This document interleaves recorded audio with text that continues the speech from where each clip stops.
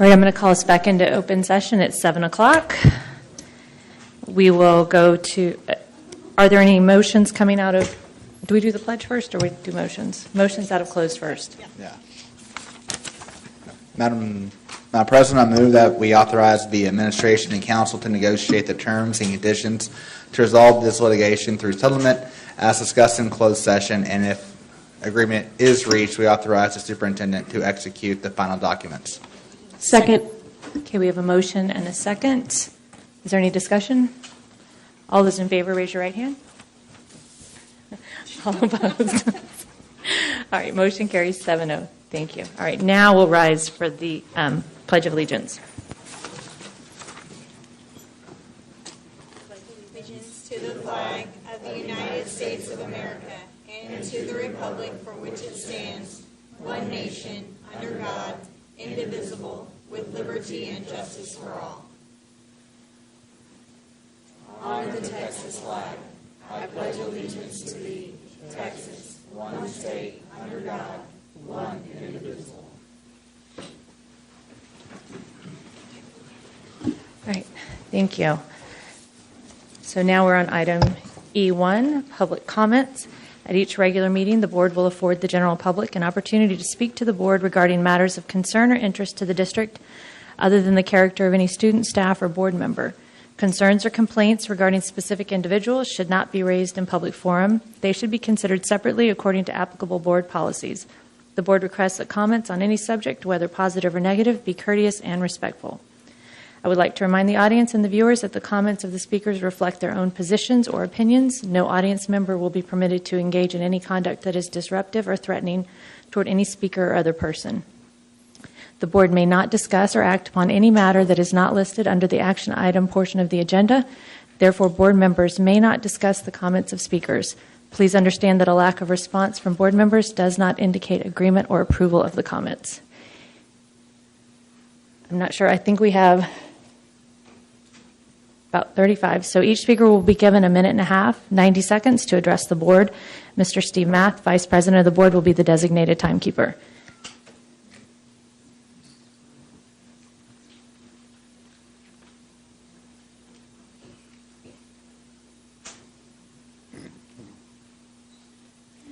Okay, we're going to start with, we have a few that are not on the agenda.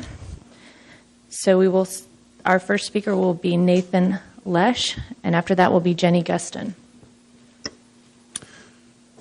I'll let you know when there's 30 seconds remaining. All right, thank you. My name is Nathan Lesh. I'm a family nurse practitioner. I'm speaking on behalf of a teacher here at Round Rock ISD. I'm a teacher at the Westwood Learning Community. This district has created an environment where I fear retribution for these statements, and I've asked educators in Solidarity to read for me. Our district needs training on coded language and the negative impacts of using coded language. Last week, our superintendent sent out an email about the Westwood High School Chinese Cultural Festival in an effort to quell racist fears about our Chinese families spreading coronavirus. Our district stated how they plan to cleanse the school of our Chinese families after the event. The email validated racist rhetoric and fear by, quote, ensuring the Westwood is thoroughly cleansed and disinfected following Saturday's events, end quote. These coded phrases allowed plausible deniability for our administration. The email author, our superintendent, would deny that they were even addressing race or our Chinese families. But any person of color who has experienced this type of speak knows exactly what was meant. What would have been validated for our Chinese students and our families of Round Rock is if the email had briefly stated, quote, there have been concerns and rumors that there is a heightened threat of coronavirus at this event. This is not true, and it is hurtful to our Chinese community to believe it is so, end quote. The behaviors I've seen by leaders in our district are problematic and must be addressed in order to build our capacity to support racial equity and consciousness in Round Rock ISD. I ask that the board please require all Round Rock ISD staff to receive racial equity training and ensure that all employees, including our public relations team and our superintendent, engage in a culturally and racially relevant pedagogy. Thank you. Thank you, Jenny Guston. And then after that will be Brian Register.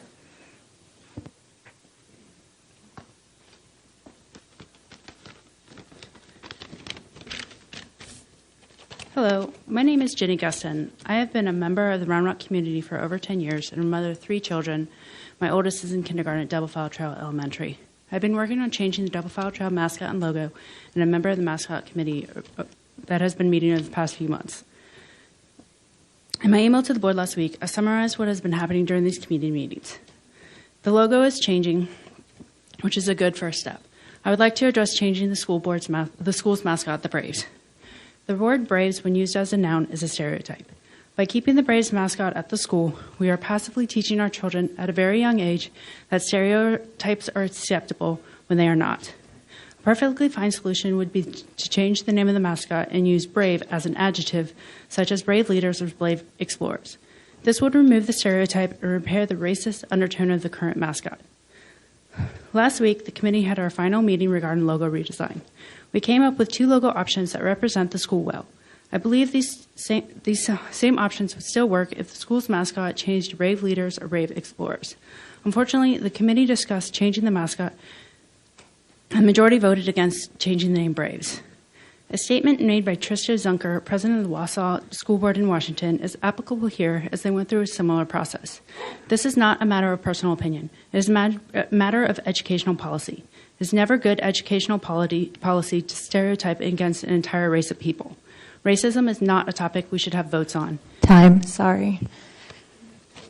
Brian Register, and after that will be Janine McNulty. Hi, I'm here for the same issue that Ms. Gustin just was. Imagine an alternate history in which the Nazis won World War II, and there are plenty of those. You can see the Man in the High Castle in Amazon. Imagine the Holocaust completed and only a small number of Jews, Gypsies, Russians, and so forth kept in small ghettos dotted around Europe. With the ethnic cleansing complete, there's no more need for anti-Semitic conspiracy theories, so gradually people return to reason and stop thinking the Jews were parasites and devils.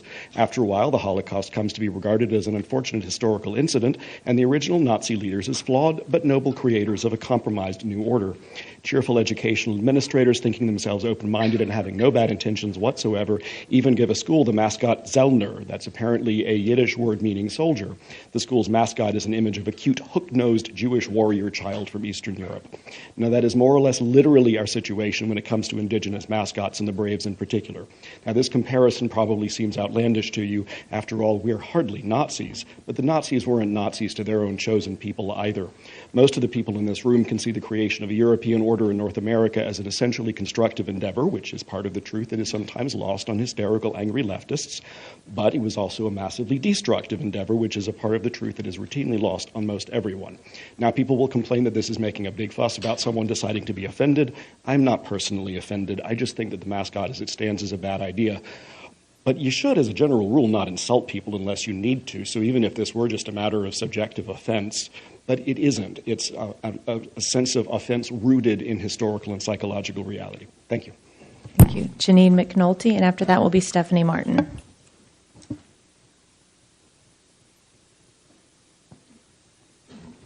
Hi, esteemed board and community members. My name is Janine McNulty, representing Round Rock ISD Voices for a Sustainable Future. We're a growing group of over 300 parents, students, employees, and community members. We're here to promote and hasten the adoption of modern district-wide policy that will build environmental sustainability into Round Rock ISD. Tonight, my focus is recycling. Recently, I attended both spectacular performances of The Little Mermaid Jr. at Deer Park Middle School. What was not spectacular, however, was that despite the sale of bottled water and soda, there was not a single recycling container available. I've since confirmed that though each classroom and office has a recycling bin, there are no recycling bins in any common areas of the school. It's the same at my son's elementary school.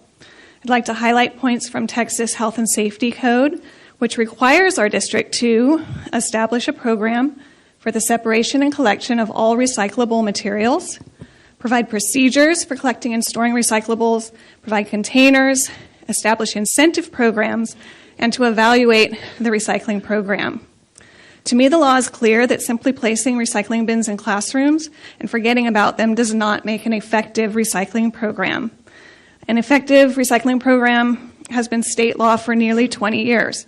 Respectfully, we ask the district to rectify these gaps as soon as possible.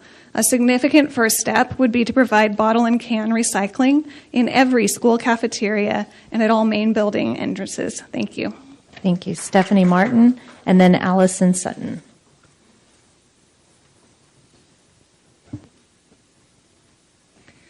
Good evening. My name is Stephanie Martin. I'm a former employee of Round Rock ISD. I left my job at Early College High School last year because I wanted to have a safe distance to blow the whistle on racist behavior of an administrator there. The administrator was placed on paid leave in September. Students at the school have contacted me and let me know that they were only asked for their story in January. I don't understand that lag in time. And I can't imagine what they must have thought of the adults in this learning community, why they waited so long to ask them how they felt. There's a petition circulating to ask for the removal of this administrator, permanent firing, not paid administrative leave. 674 community members have signed the petition. There is great concern in our community over it. So there's been an inquiry going since September, I believe, on the administrator. I feel like the community is owed a timeline. People need closure. When it's left open, we're left to assume the worst. And I hope that that isn't the intent here, but how are we to know when nothing's communicated to the community? We have to take a stand. If we don't act decisively in the face of racism, what does that make us? Thank you. Allison Sutton, and after that will be Mari Glaza. Hello, my name is Allison Sutton. I'm a Round Rock parent. I'm also speaking against the potential reinstatement of the administrator at Early College High School who is currently on leave. The allegations were horrendous. If any one were true, I think that should be disqualifying. However, one that concerns me the most and where I can speak with some expertise is the allegation that students were denied their 504 accommodations. And the excuse given to parents was that ACC doesn't provide accommodations for students. I have been a full-time math professor at ACC since 1999. Not only do we provide accommodations, it is the law. I spoke with one of my colleagues and friends. He is the former director of our student accessibility services at the Round Rock campus, and he assured me that the principals and the administration at Early College High School was informed of the fact that we do accommodate students with learning disabilities, and that Early College High School was told how students would follow the process for it's slightly different for college students, but getting accommodations should not be a problem. Because this is the law, and we have to follow the law, there is no excuse. Ignorance is not an excuse to not follow the law in a case like this. So, thank you. And last on the non-agenda items, Mari or Mary Glaza. And if I said your name wrong, I apologize. Just say it correctly for us. No problem. Glaza rhymed with plaza. I'm Mari Glaza. I am a educator here in one of the districts in Central Texas. I am reading a letter on behalf of a Round Rock teacher. As I reflect on my time as a teacher at Round Rock High School, I can remember a handful of moments when it appeared the school was taking the steps towards becoming a safe, welcoming, and equitable space. I was part of the earliest cohort of teachers on an equality committee that had early success pushing for beyond diversity trainings and creating campus-provided equity-focused professional development. But again and again, when the choice is between creating a safe campus for all students or maintaining comfort and the status quo, Round Rock High School and district leadership chooses the status quo. When I learned that a teacher called a black student the N-word, I brought that information directly to campus leadership. Nothing happened. When a trans student brought complaints of open and sustained emotional abuse from another teacher, nothing happened. Our campus statistics point to a school that disproportionately disciplines black and brown students and fails to recognize GT students from marginalized communities. And yet the urgency of the issue is sidelined, and year after year, nothing happens. Recently, the Equity Committee took another small step by placing placards with an equality statement, mostly proclaiming a vision of a school that is yet to materialize. Thank you. Thank you. And now we are going to go to the speakers that are on agenda items. We're going to start with Jim Reed, and then Julie Beckman will be second.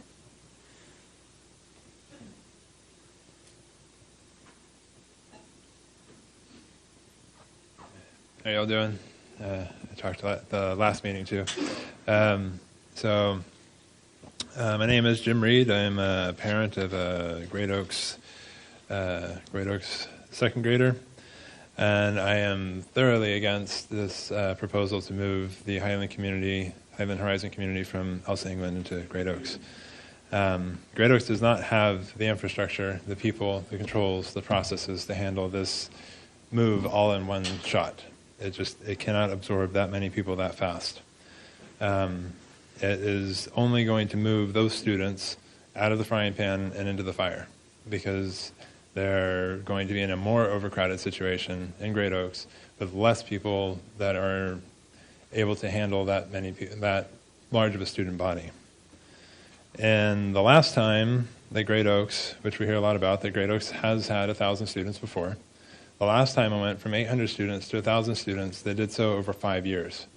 We're now looking at doing it over 5 months. Since I'm running out of time, I'll just say that just because something can happen does not make it a good idea. We need a more gradual transition. Elsa obviously does need relief, but a more gradual transition is necessary. There are so many considerations like food storage. You need additional food storage for that many more people. You need busing. You need portables with new infrastructure that wasn't there before. And this type of aggressive growth is out of time. Thank you. This is Julie Beckman, and then Lindsay Ledyard.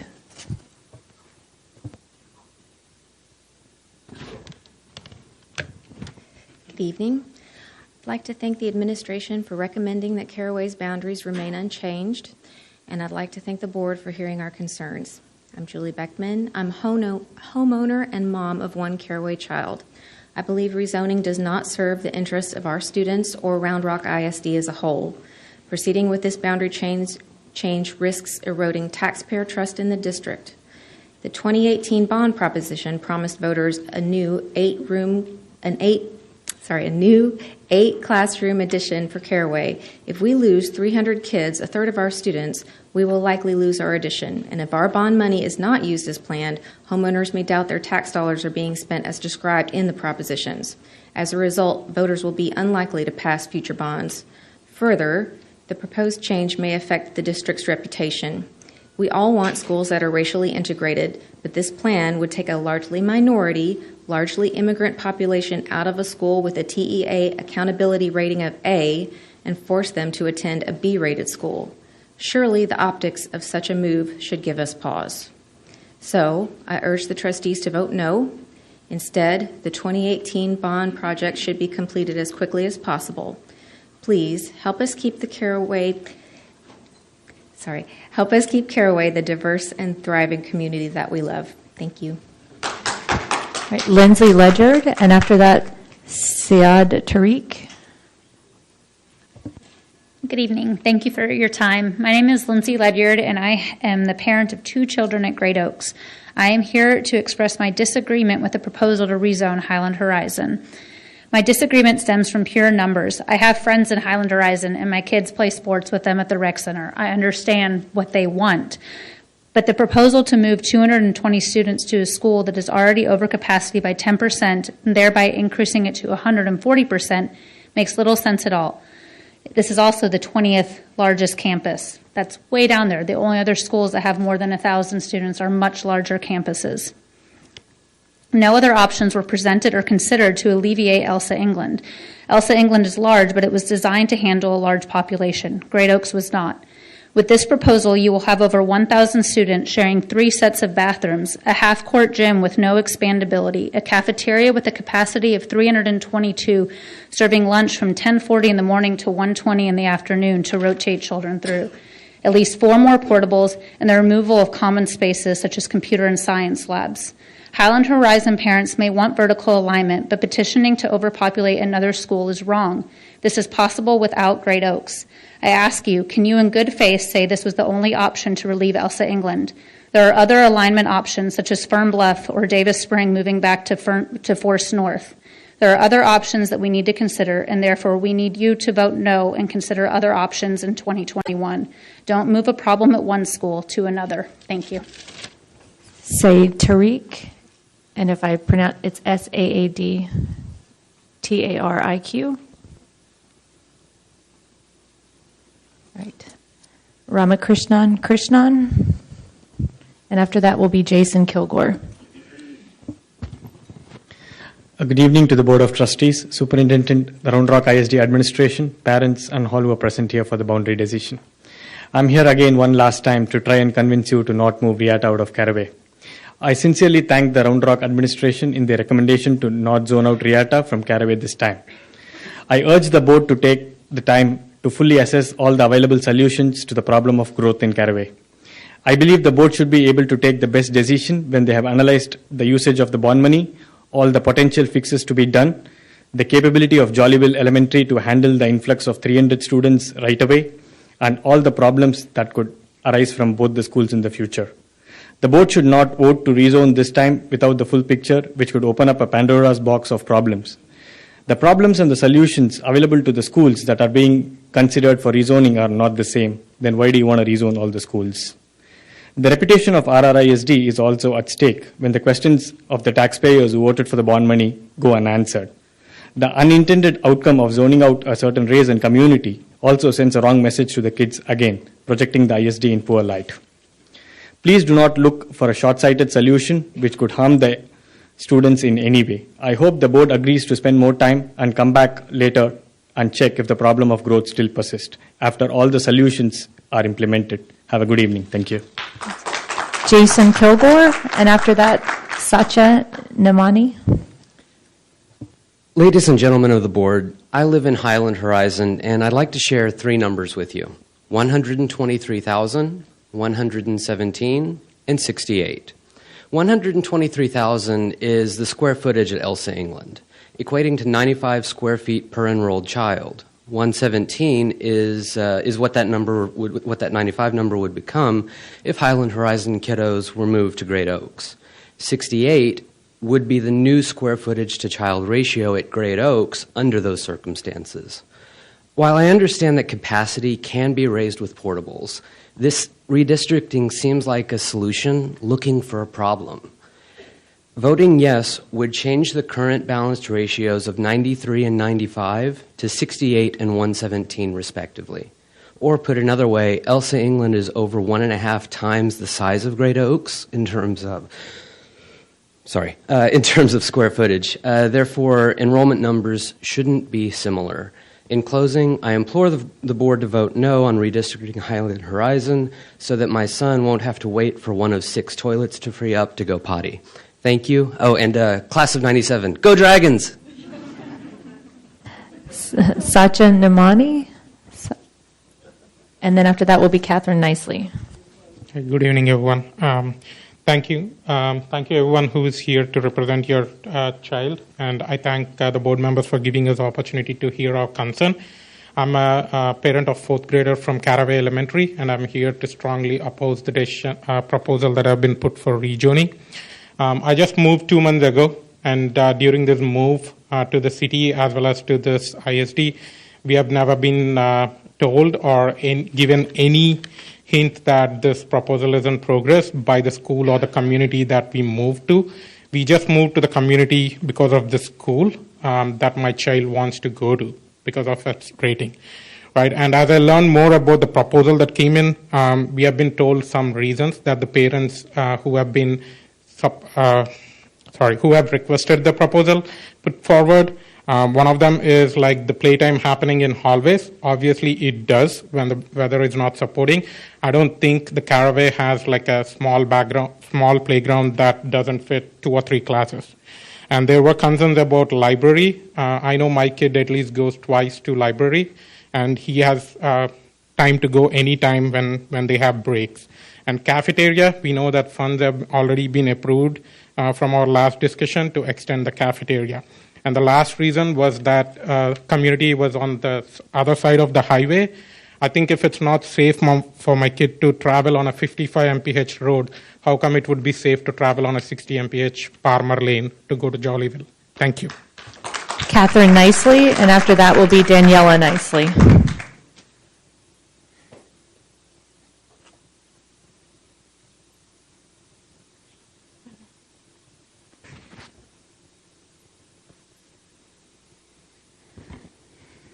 Good evening. I'm here today to say that I'm against the rezoning of Caraway. I understand this is a difficult decision, and I respect where everyone is coming from and respect the concerns that have been brought up by different parents in our school. We all agree that our school needs attention and investment. I still believe that this seems a premature solution to address our growing pains. I want to address some things mentioned at the last meeting. Staff stated that our classroom expansion is currently in SD or schematic design phase, and there were concerns on impervious cover limitation and tree surveying. I hope that you all ask staff to talk to DSD services at the city to address all this before thinking that this expansion is not an option. Caraway is currently zoned SF3, so I agree that it limits your ability to move fast on permitting, but the city is looking into zoning elementary schools throughout the whole city to P, public zone, which will help with this process. The ILA put in place with the city is important. And I ask you all to relook at the ILA and work with the City of Austin, like the Austin ISD is, in order to help with our permitting process and future ones for other schools.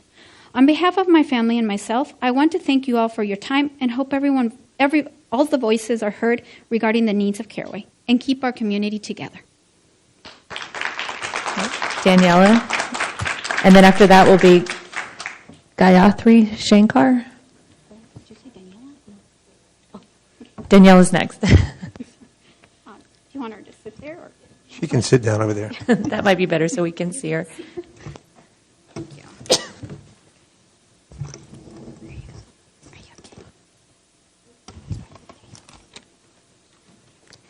Hi, my name is Daniela. People move into Riata because of Caraway. You don't want to push them away so early. Kids see their friends go to Caraway and they come back home happy. Please keep Caraway together. Thank you. Gayatri Shankar, and after that will be Anil Kumar.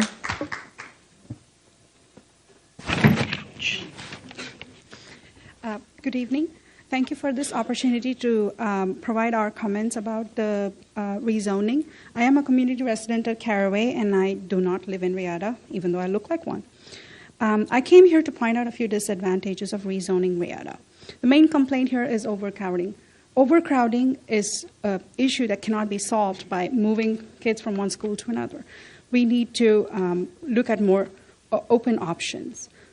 We are just pushing over an issue from Caraway into Jollyville, which is another RRISD school. Jollyville, with its current population, is struggling to keep up academics and club-wise. Pushing 311 talented kids who have gone to various clubs and who had participated in various competitions is not going to solve the problem. The decision was made suddenly with a few suggestions from a few people.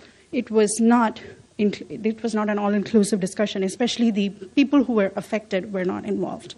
The other options need to be considered in an all-inclusive meeting. These are underrepresented moving communities. Even though the discrimination was not intended, it seems like it's going to start a whole realm of bullying in the school. The homeowners are stagnant population, and the rental population is what is going to keep the school going. Reducing these kids doesn't mean that we'll have less kids to teacher ratio. It's just going to be less teachers which is a loss. Rezoning Riata is not the only solution to handle growth. I sincerely request to look at other options. Thank you very much. Anil Kumar, and then after that is, and I'm going to be very sorry right now. I know I'm going to butcher the next name. It's Nathrajan. Yep. Yeah, you'll be. Thank you. Good evening, honorable members of the board. I understand you have a real tough decision to make tonight. My name is Anil, and I'm here to oppose the Caraway rezoning. What we have learned from the last public hearing is that the term overcrowding seems to be relative. Irrespective of what one feels, there exists a standardized mechanism called TEA benchmarking that is widely accepted. per TEA rankings, we also saw that Caraway numbers are well within the minimum and maximum allowed range, and hence there doesn't exist a well-established business case to rezone. While you look at options to move Caraway children to Jollyville, it seems we are looking at moving Caraway portables to Jollyville portables. That's not solving the problem, but just shifting the problem. We know some of the families want more space than what is standardly accepted. We request you to allow those families to voluntarily send their children to Jollyville. Surely toilets flush well there. Surely they can have their lunch right at the noon time, not early, not later. For us at RIATA, these are not rezoning problems to solve. There are certain other problems which were told about library and other aspects, but those are all scheduling problems to solve, not rezoning. We don't even see from RIATA families that these are problems to solve. We would sincerely urge you to make a decision that doesn't lay severe hardships on many of our families, and a decision that is least disruptive. Thank you very much. Natarajan? And I apologize, if you can say your name correctly before you start, we would appreciate it. And after that will be Aaron Franz. Hi, good evening. My name is Natarajan. Yeah, thanks for the opportunity. So I am from RIATA, so I want to reconsider the boundary change recommendation for Caraway Elementary. Yeah, this is not very few kids. It's going to affect 311 kids, which is the big thing. And change is the only thing which is not changing. We are the sayings, but that's for the elders. We can embrace the change, but it's a very young age for the kids to embrace those change. And my kid is not complaining about anything about the space, so he is very happy. So I request the board to reconsider this proposal. And if you do the change, kids will get the space, but they will lose the friends. Here we have to think what we need for the kids, whether they want the space or the friends. Thank you. All right, Aaron Franz, and after that will be Shannon Swank. Good evening, Trustee Superintendent Flores. Thank you for allowing us to speak and for hearing from all of us. I do appreciate the work you do on behalf of 50,000 students in our district.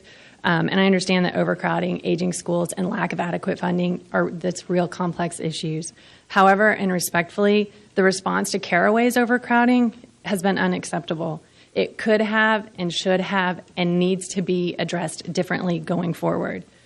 We've been left now wondering why, in response to real issues and genuine requests for help, engagement, and creative solutions, that we have now been left with a boundary proposal that the district created and put forth and then chose not to vote for. And to us, it looks like it was never intended to be voted on.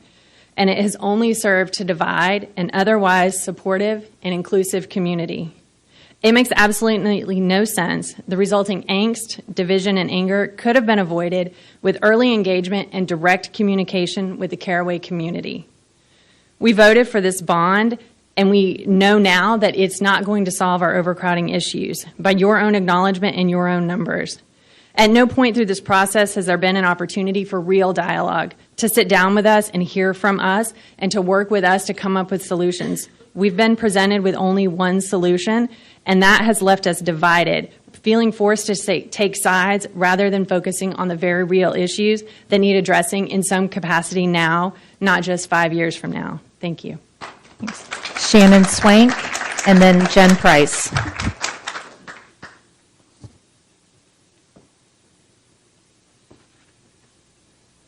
Hi, thank you for allowing us to speak.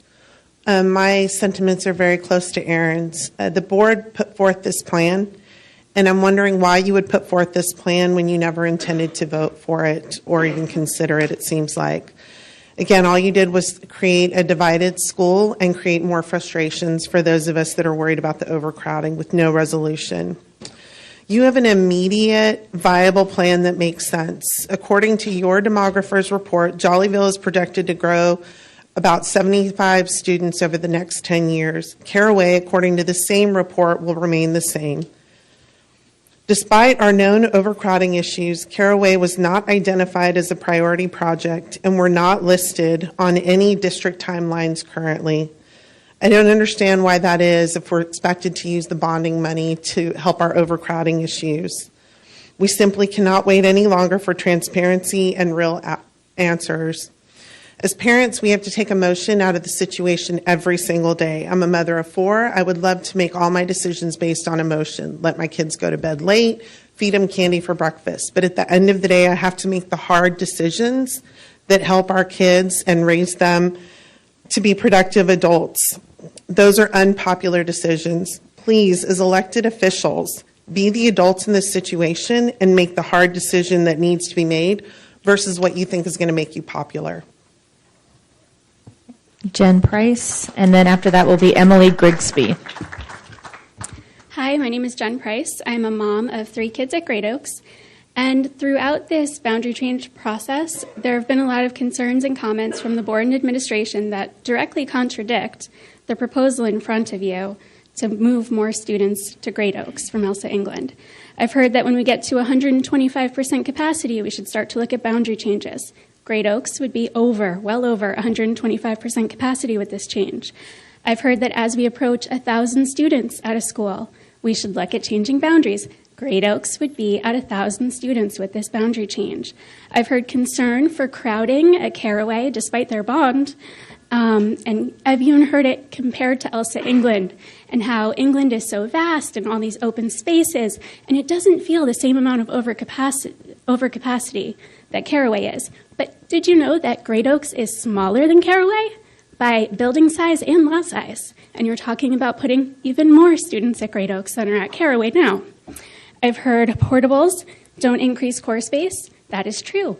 Great Oaks was over capacity in their cafeteria today for a program for 3 grades. Imagine adding 220 more kids. I've heard, I hate making a change that's going to put kids in portables or have a high likelihood of putting them in portables at Great Oaks. And that's what this will do. Even if you rip out the daycare center, move special education programs, which of all the kids, those are the kids that need consistency and not that kind of transition, this will still lead to more portables at Great Oaks. Thank you. Emily Grigsby, and after that will be Will Grigsby.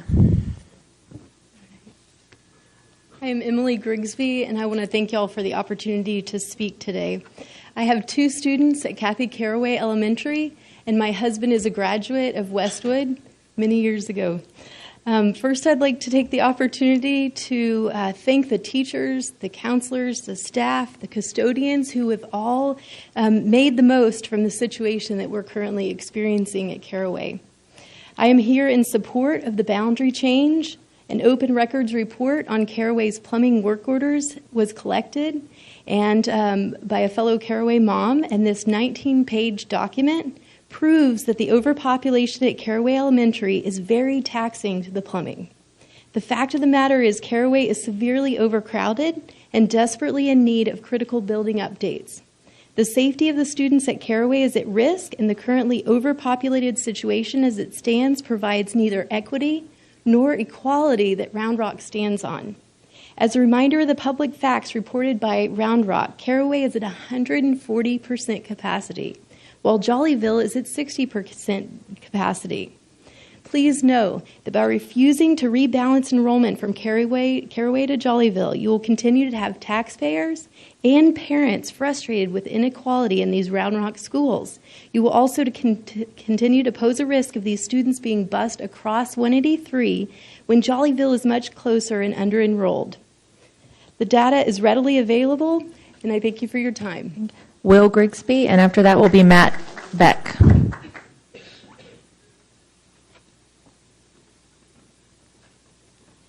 Good evening. Thank you, board members and administrators, for being here tonight. Also, I want to thank you for your help in passing the much-needed boundary changes for Caraway to improve the safety and learning environment for all of our students. Please know that I and many other parents and educators support this boundary change and the immediate and needed relief it will provide to our students and staff. We don't have time to wait for the bond proposal. It's not going to be in there in time for the students that are currently suffering. We know it's not going to be implemented for several years, and we've seen the data, heard the stories of the overcrowding problems experienced at Caraway. I know many of us have emailed each and every one of you. You've seen the data. You've seen the stories. That's why it's imperative to make the decision now to provide relief to the almost 900 students currently at Caraway.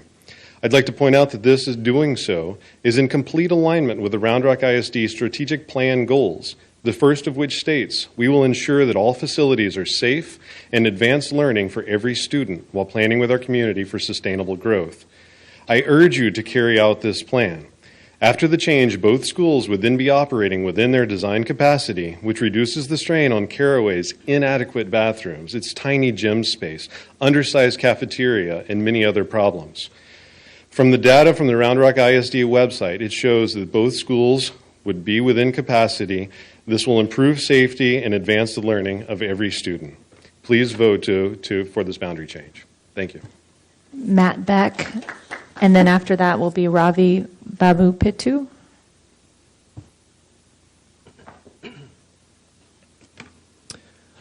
Hi, my name is Matt Beck, and I'm the parent of a fourth grader and a first grader at Caraway. I'm speaking tonight in support of the proposed boundary change. Everyone has talked about, and you've researched, thank you for your time and attention, the overcrowding. So the portables that are now on the soccer field, the backed up toilets, the sewage smells that I smell from time to time when I walk my children into school, the PE in the cafeteria, PE in the hallways, and the lunch hours that stretch from 10:30 to 1:55, and that's second graders eating lunch. That ends at 1:55, although I'm told they do get a snack. I want to provide a slightly different perspective. So I was a parent when our fourth grader was in kindergarten. We went to Forest North, also a great school, but an under-enrolled school. I can tell you from the comparison between Forest North and Caraway, both great schools, I would have loved to have the energy of the Riata parents and their children at Forest North to make that school a whole lot better school. Again, thank you for your time and attention, and I urge you to vote in support of the boundary change. Thank you. Next is Ravi Babu Pittu, and then after that will be Barbara Williams. Good evening, respected members of the board. My name is Ravi, and I'm here to speak against the Caraway rezoning proposal. I thought of refraining from speaking this sentence, but I'm encouraged now to say that perception and reality don't always match up, and in case of Caraway, overcrowding is more perception and less reality. Some raised concerns, I don't know how many about overcrowding, but there are overwhelming number of people raising concerns about Caraway rezoning.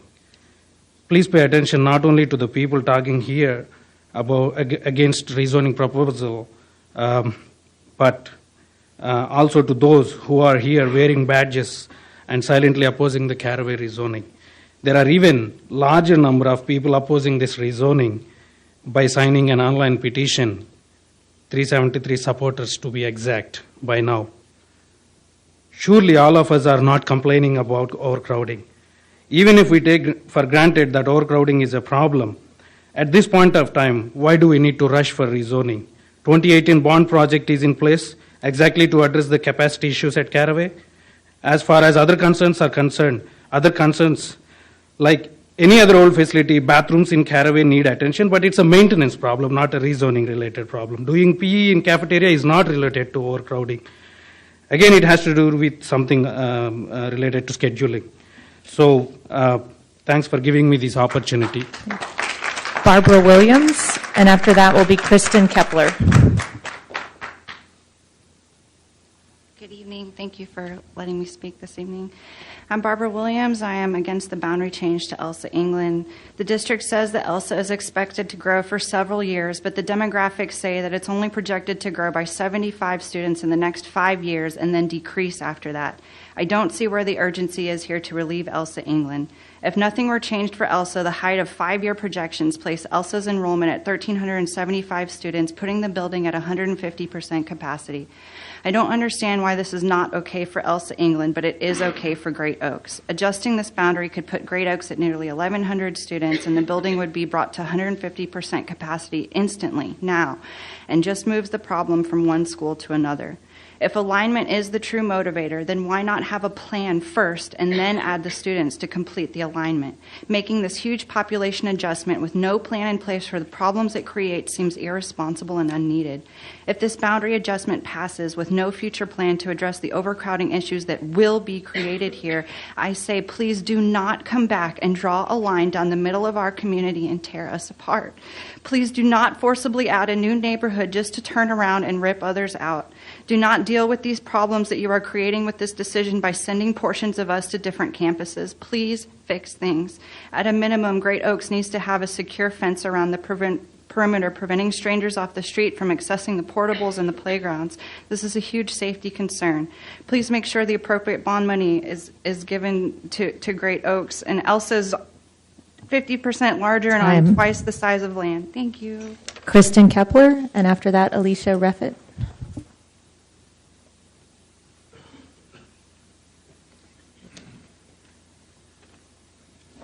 Good evening. I have spoken before and I have emailed members of the board and administration regarding these issues that we face at Caraway, so I won't repeat those points. Numbers do not lie. There is no way to deny that Caraway is well beyond capacity. This cannot be ignored. This cannot be waited out. And if the boundary change is not approved tonight, one thing is guaranteed. These issues will only get worse. The current population at Caraway is too great. A promised bond is not the answer. Wait and see is not the answer. Changing Caraway's boundary is the answer.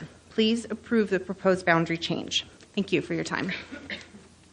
Alicia Reffitt, and after that, Krista Sheffield.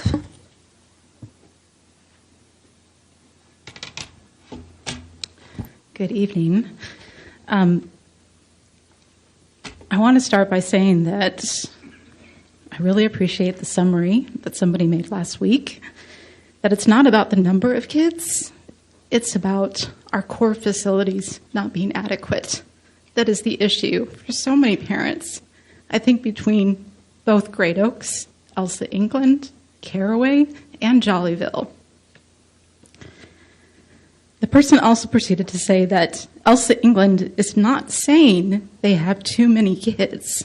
They are asking, how do we accommodate for them? Somebody had the idea that moving that burden to Great Oaks Elementary is the right answer or the only answer. Our campus is physically smaller than Caraway. This was mentioned before by another parent. Square footage is smaller, and the actual lot size is smaller. We currently have a maximum capacity in our cafeteria of 322 students. That's less than half of our current capacity of 786 students. We have no place to have meetings, awards, or performances without exceeding that capacity number. Our restrooms are also a concern. And the worst thing about this plan is that there is no plan on how to resolve this. There is no money, there is no proposal, there's nothing that says how we can increase the gym, increase the cafeteria, or increase our restrooms. Thank you. Krista Sheffield, and after that will be Deepa Rao. Hi, my name is Krista Sheffield, and I'm a Caraway parent. We pride ourselves on our diversity and inclusivity. I'll begin where I started last fall when I spoke to you for the first time about the many problems that our children face, including PE being held in hallways, closets repurposed as classrooms, our only outdoor space for PE being reduced by a third because of portables, an inadequate number of bathrooms resulting in some children relieving themselves in hallways while they wait against the wall with their class, an overcrowded cafeteria triggering our sensory-sensitive populations and often leaving children with 10 minutes or less to eat with a single service line. As a response to our advocacy, the district put forth a boundary proposal that they never intended to recommend to the board, and a proposal that has divided our community and resulted in our families fighting each other rather than fighting for solutions to the many and real problems that we face. The 2018 bond improvements, which has no start date, and even if it was finished tomorrow, would not be adequate to address our overcrowding problems. What isn't publicly communicated is that the district is developing a master plan for Caraway that includes a multi-year build-out with the possibility of a demolition and a rebuild of our school entirely. That could be up to a decade of children being left falling through the cracks of this. When I asked a district staff member about this. He said, yeah, it's going to be rough. This is unacceptable. I won't accept this as a parent. What happens? Thank you. Deepa Rao. Sorry. Our problems aren't going away, and we aren't either. After that will be Julie Harris. Hello, everyone. Hello, the board. I'm a Caraway parent speaking against rezoning Caraway. I had a different speech, but I edited some. So first and foremost, I request you to fulfill a commitment to voters and invest the promised bond dollars into the 8 new classrooms at Caraway Elementary cafeteria and infrastructure. Next, I want to focus on some mythbusters, or fake news was the word that came to my mind. When I heard some of this, I really wanted to do the research myself, directly from the kids. I spoke to various kids and parents and some staff, some substitute teachers that go to the school regularly. Bathrooms didn't flush. The building is 40 plus years old. Some people also reported that the kids are stuffing toilet paper and objects into the flush or into the toilets. So this is a plumbing issue. Let's please make plumbing a priority in addition to HVAC and other things the RRISD architect mentioned last time. Moving kids will not fix this because this is not an overcrowding situation. This is a plumbing situation. Pee in the cafeteria for most classrooms. That happens due to bad weather. Suggestion was to use outdoor tarp like Austin ISD. The school is over capacity by 100, moving 315 kids to a school that will get kids, Jollyville, from the Apple expansion that is adding 8,000 jobs. I don't know if that was counted for Jollyville. Closets are not repurposed as classrooms. Laptops are stored there, and kids go there for a short period of time to use the laptops. Library does not happen once in 2 months. Kids go there every day to pick books up. I'm out of time, but I guess I made my point. Thank you. Julie Harris. And after that will be Robin Honig. My name is Julie Harris, and I have a second grader, a first grader, and an incoming Caraway in another year. Overcrowding is one thing that we can all agree on. It's what to do about that is where we differ. This is a hard and emotional decision, but the worst thing that we can do for these kids, our children, is to do nothing for the 2020 school year.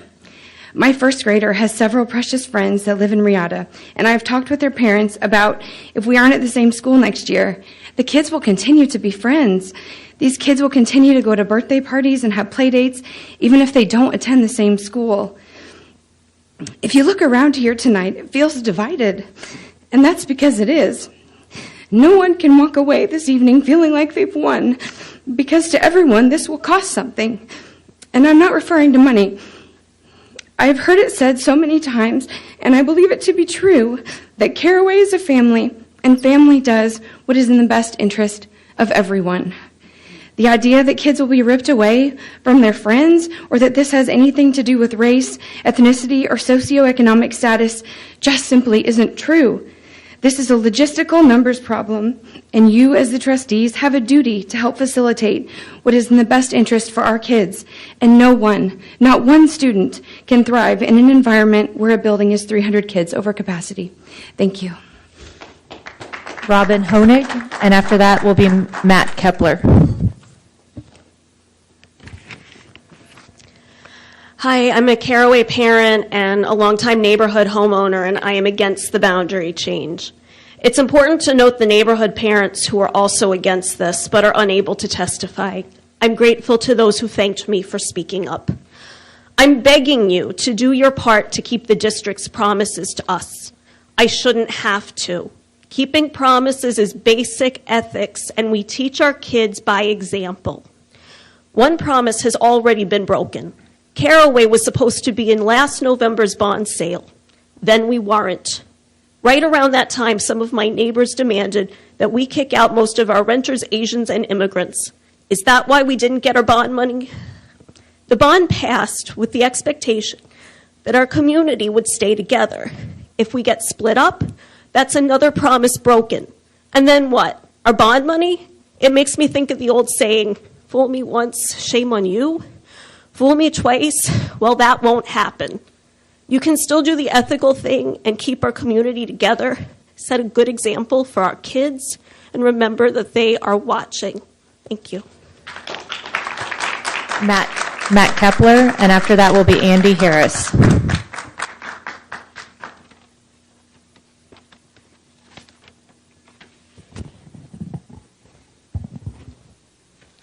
Good evening. I come to speak in support of the new boundaries for Caraway. In the case of Elsa England and Silver Oaks Elementary, overcrowding will occur either way. That's a tough spot. But in the case of Jollyville and Caraway, the result after the plan is two well-balanced schools. It's rare that there's a school with empty classrooms in Round Rock ISD, yet there is one conveniently located. The district spends hundreds of thousands of dollars per year to cover Caraway's athletic fields with portables, while classrooms at Jollyville sit idle and empty. The demographer has stated that they will stay empty for a decade. Meanwhile, Caraway will continue to be overcrowded. The administration says we should, quote, wait and see for what the architect will come up with the 2018 bond. But with the Austin permit process, impervious cover, heritage tree restrictions, and inevitable construction delays, relief will not be provided for many years to come. I mean, it's already 2020, and we don't even have an initial outline. But this is supposed to provide some sort of timely relief. Furthermore, the construction is on the same ground that the portables currently sit. Where will these kids go when those portables are removed for the new classrooms? You can't have 1,000 students in a 600 capacity building. The administration themselves have stated that the new Caraway boundary proposal, quote, makes sense from an efficiency perspective. And they are right, it does make sense. That's why I'm perplexed by their lack of endorsement for the plan. However, the administration is one voice in this discussion. They are one opinion, one perspective. Ultimately, the decision on whether to implement this plan rests not with the parents and not with the administration, but with you, the board. You hold the power to vote on these issues as you see fit, and you hold the power tonight to pass this plan. Look at the facts, look at the numbers, look at the geography. You know this plan makes sense. Thank you. Andy Harris, and then after that is Heather Collier.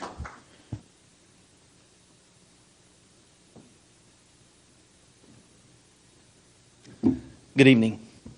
You know the facts. You've heard from voices throughout this experience. You know the numbers. You've heard the administration tell you, just wait and see what happens at Caraway while kids suffer. Let's see what happens with the bond money while kids suffer. You also heard the administration last week say that from a cost perspective, from a logical perspective, and from an efficiency perspective, we should rezone.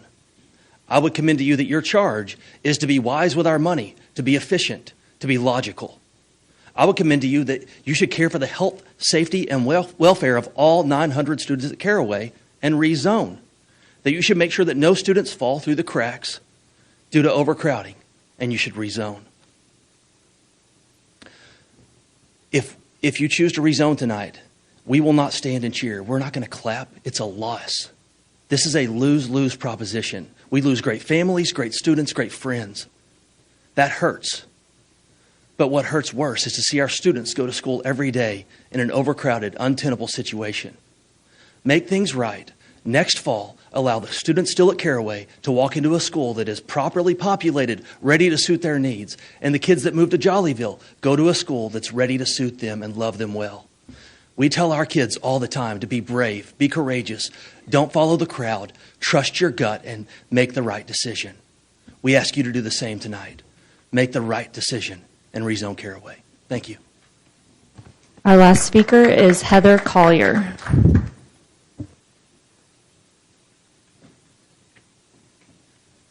Good evening, everybody. I hesitate to say that they saved the best for last, but because it's definitely not true.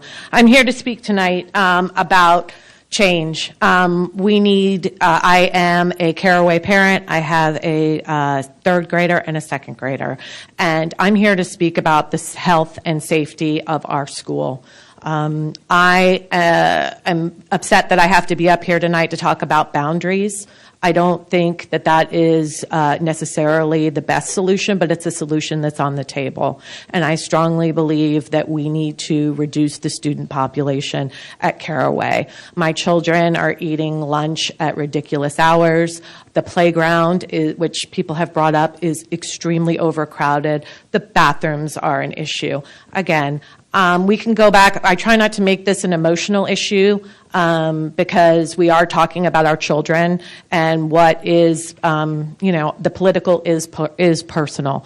But at this point, we have reached a critical level, and we are inhibiting our children to succeed and to thrive in these types of circumstances. And I regret that it's turned into a situation where we are discussing boundaries, us and them. That's the situation that we have been put in. And I ask the board to then step up and please make a very, very difficult decision, but to support creating more space and more livable Time. conditions at Thank you. Caraway Elementary. Thank you. All right, Board, that is our last speaker. Dr. Flores has asked, in consideration of all of the people that are here, that we go ahead and skip to our action items, skip the superintendent's report, and skip G1 and go straight to G2, if that is okay with the Board. Are there any concerns with doing that?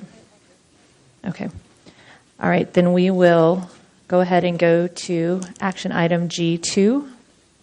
Dr. Flores.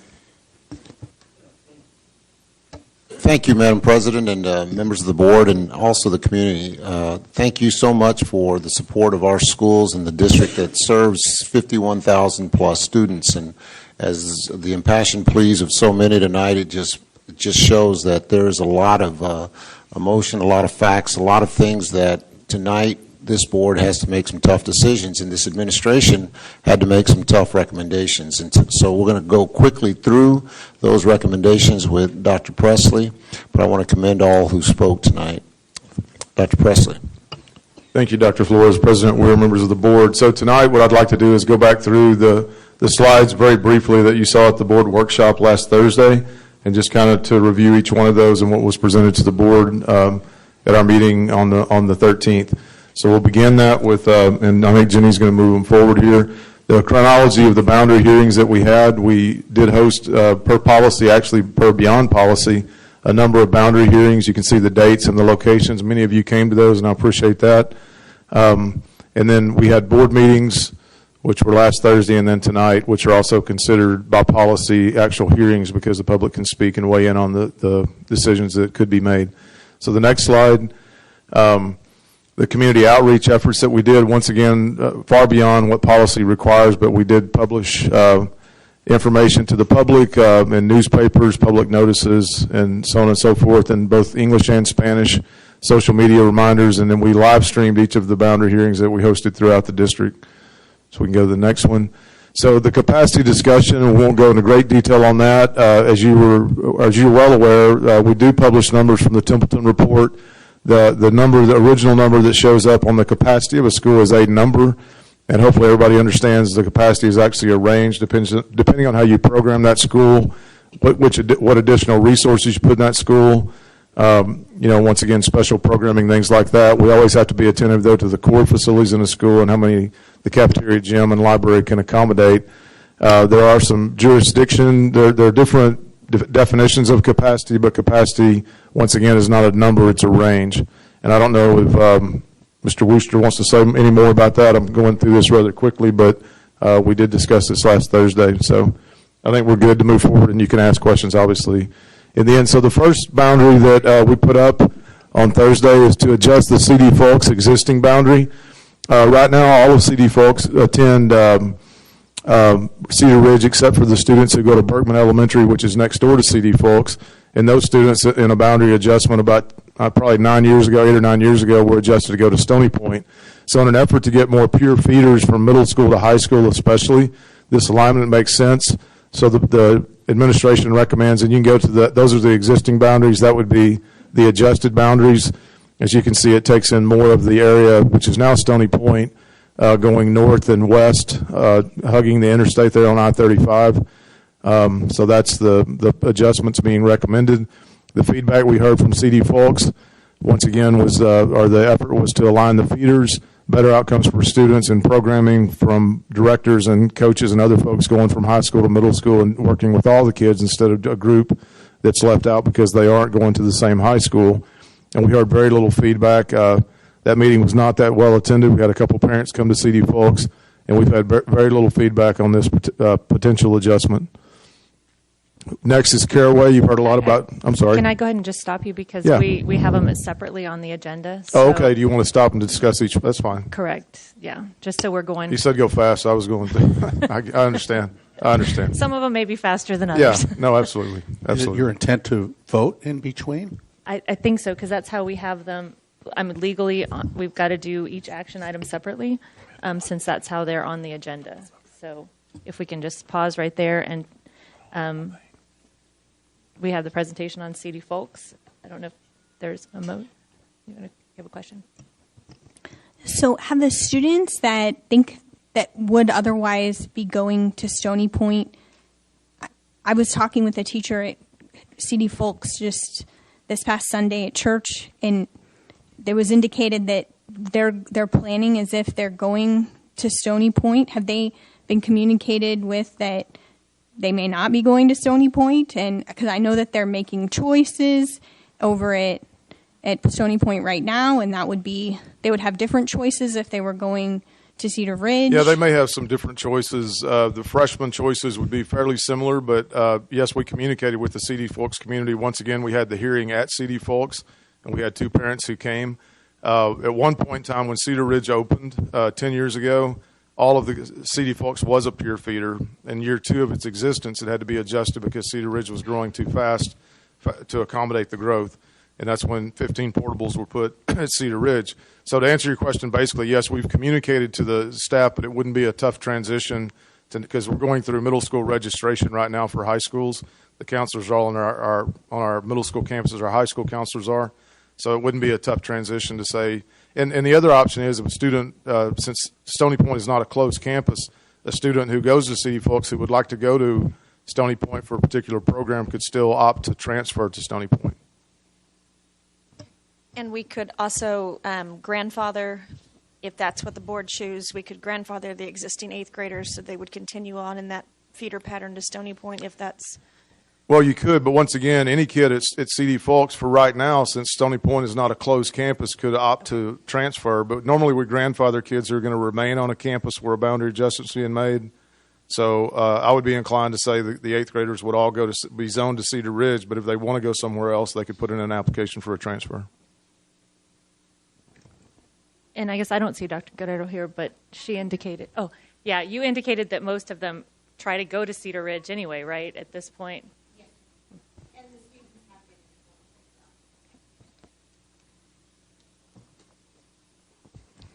Do I have a motion?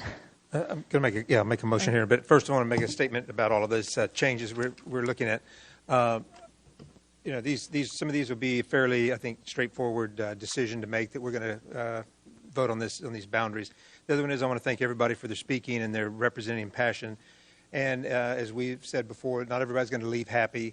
But if you have confidence in the administration that you'll get a good education going forward next year, give it a chance and it'll work out. So with that, I'm going to make a recommendation and make a motion that we move the board approve the boundary change recommendation for CD Folks as presented effective for the 2021 academic year. Second.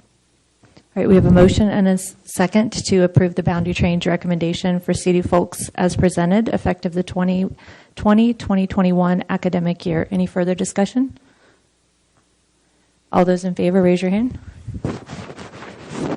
All opposed, same sign. All right, so it passes 7-0.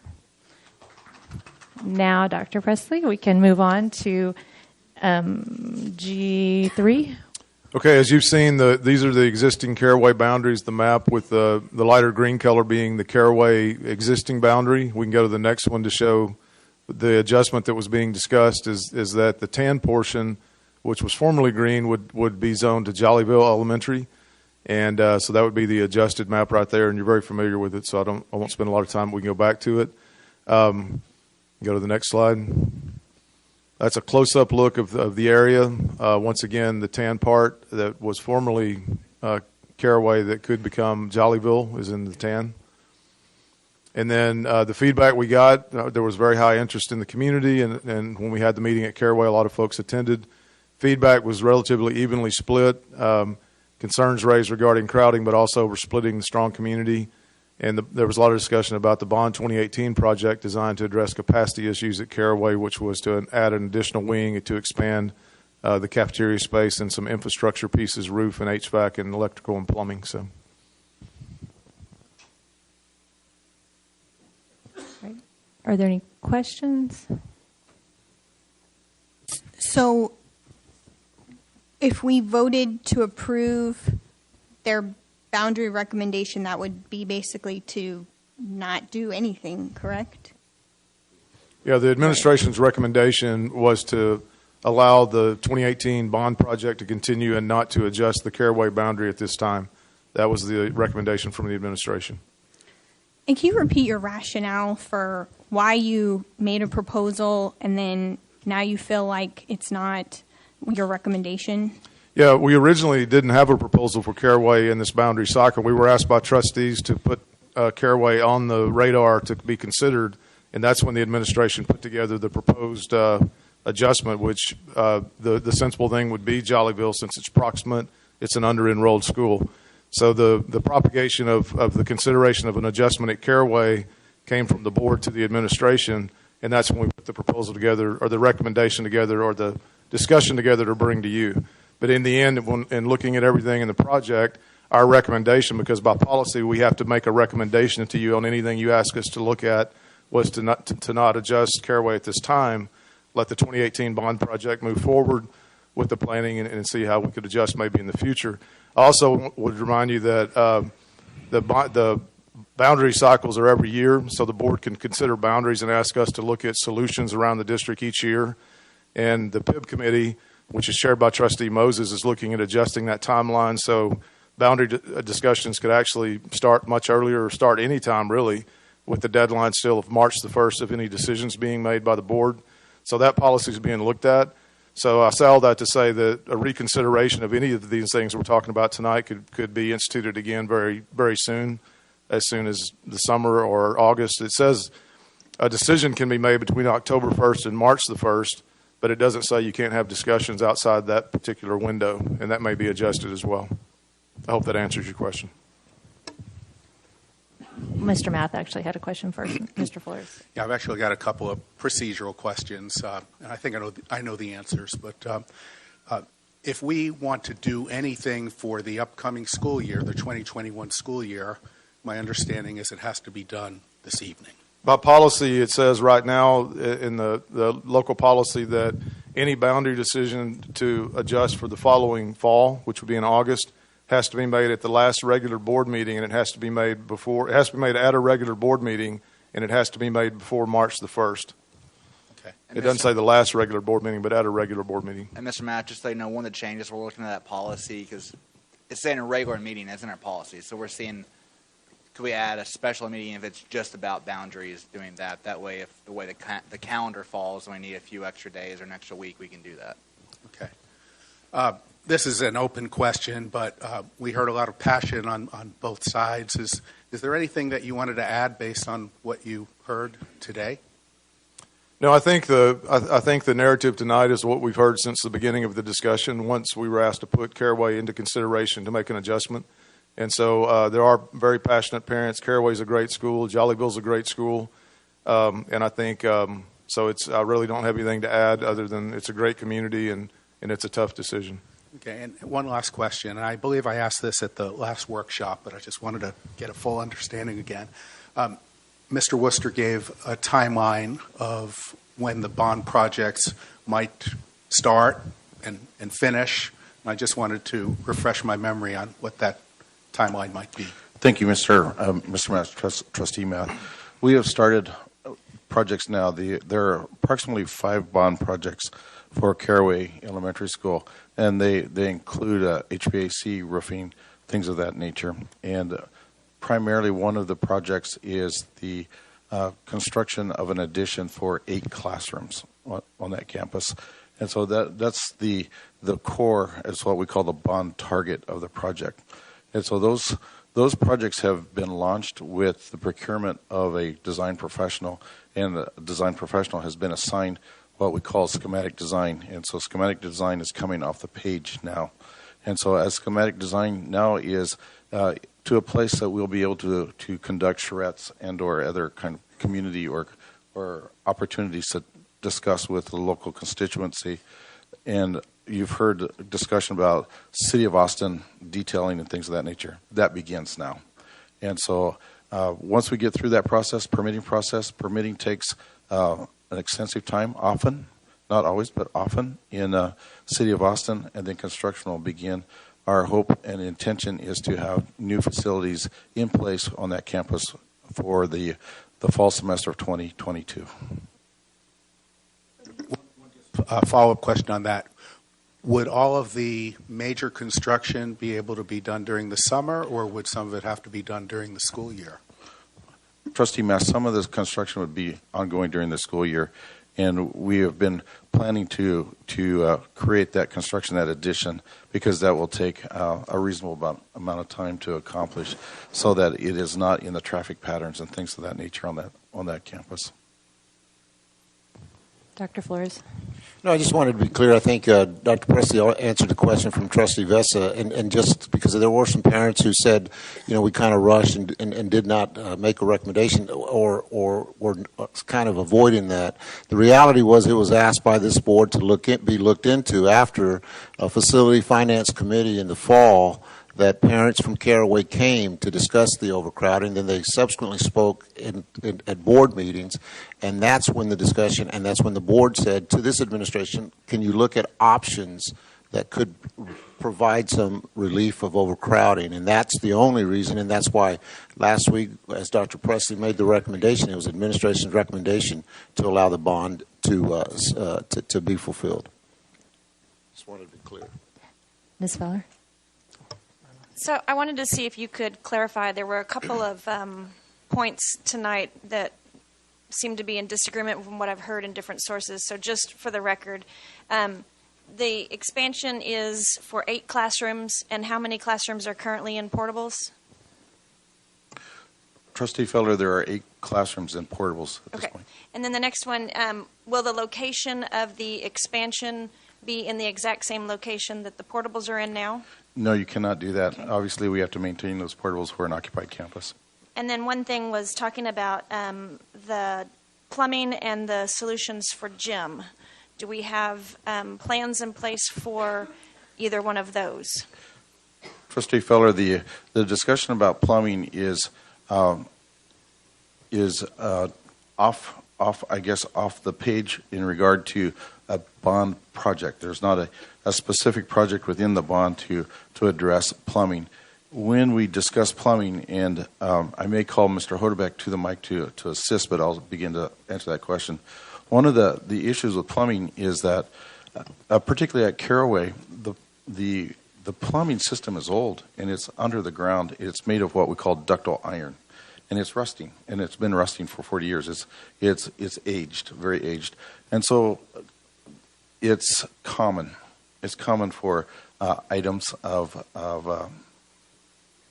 let's say, elementary school children. Yes, to send things down the waste system, and I have 2 elementary school kids, and I can say they don't ever do that. Yeah, and so the reality is that with an old ductile pipe, it scales, and so as products pass down the pipe, they'll snag, and so as they snag, that often creates a blockage, and so part of the work within that school is that we would have to replace that pipe, and to replace that pipe, much of that pipe is in the building. When they constructed and designed and construct that building, its exit actually goes through much of the square footage of the building. And so there's some complications behind that. And so our goal is to be able to, again, go to some of this work that we have before us in the bond planning and to ascertain how can we solve these problems a little more comprehensively rather than just piecemeal. And then the last half of that question was gym space. Gym space, gymnasiums can always be expanded. Oftentimes it creates some difficulty simply because gym spaces are what we call long span, and depending on how the structure is organized. And gym spaces typically have load-bearing walls. And so with the gym expansion, you have to look at how you can orient and or be able to move load-bearing walls. And so, again, that project can have its complications as well. Thank you for clarifying a few of those points, because I've felt a few different issues that were. Okay, we can't take comments from. All right, Mr. Moses, did you have a question? Sorry, now I kind of forgot what it was. So the interruptions. Well, Go ahead, Chad. I was going to say, is my button working here? Okay, now I got my thought back. Sorry, but go ahead. Go ahead. Okay. I've got a few questions. No, well, I do think that's important to point out that, because as you process this and try and come up with a solution, one of the things is you want to make sure you're staying true to the bond. You want to make sure you're staying true to the dollars that the taxpayers approved. and look at the projects, regardless of what's decided, the HVAC, electrical panels, plumbing, roof, field renovation, irrigation controls, those are still things that are going to need to be done. I mean, we've heard about tonight. It is an aging campus that needs these things. They're going to have to be done regardless. That's true, Trustee Moses. And when we talk about expansions and changes, that is inclusive of multiple campuses around the district. And so numerous campuses have different challenges of, going back to the previous question. And so each project that has to be dealt with with an individual focus on a specific campus. Right. 'Cause, I think the comments tonight about staying true to the bond are well-founded, and there's a completely valid and 100% true. But I think even regardless of what the outcome is, that we're still going to stay true to those things, because you look at, I've been in there visiting the campus, went to a PE class, and it was just one or two classes in there, and it was still tight. I mean, that needs some work. The cafeteria, I know there's been a lot of talk about it not having a stage. Like, that's something I know that needs to get looked at. So there is plenty to do at that campus, regardless of what is decided tonight. Exactly right. And so, again, the scopes vary on each individual campus. And so the work that goes forward is to identify the scope and how do you work the problem on that scope at each individual campus. And so it's not linear. It often takes a lot of work with the community and the constituency in that area. And two is that there are numerous jurisdictional constraints at the Caraway campus. And so yes. Now?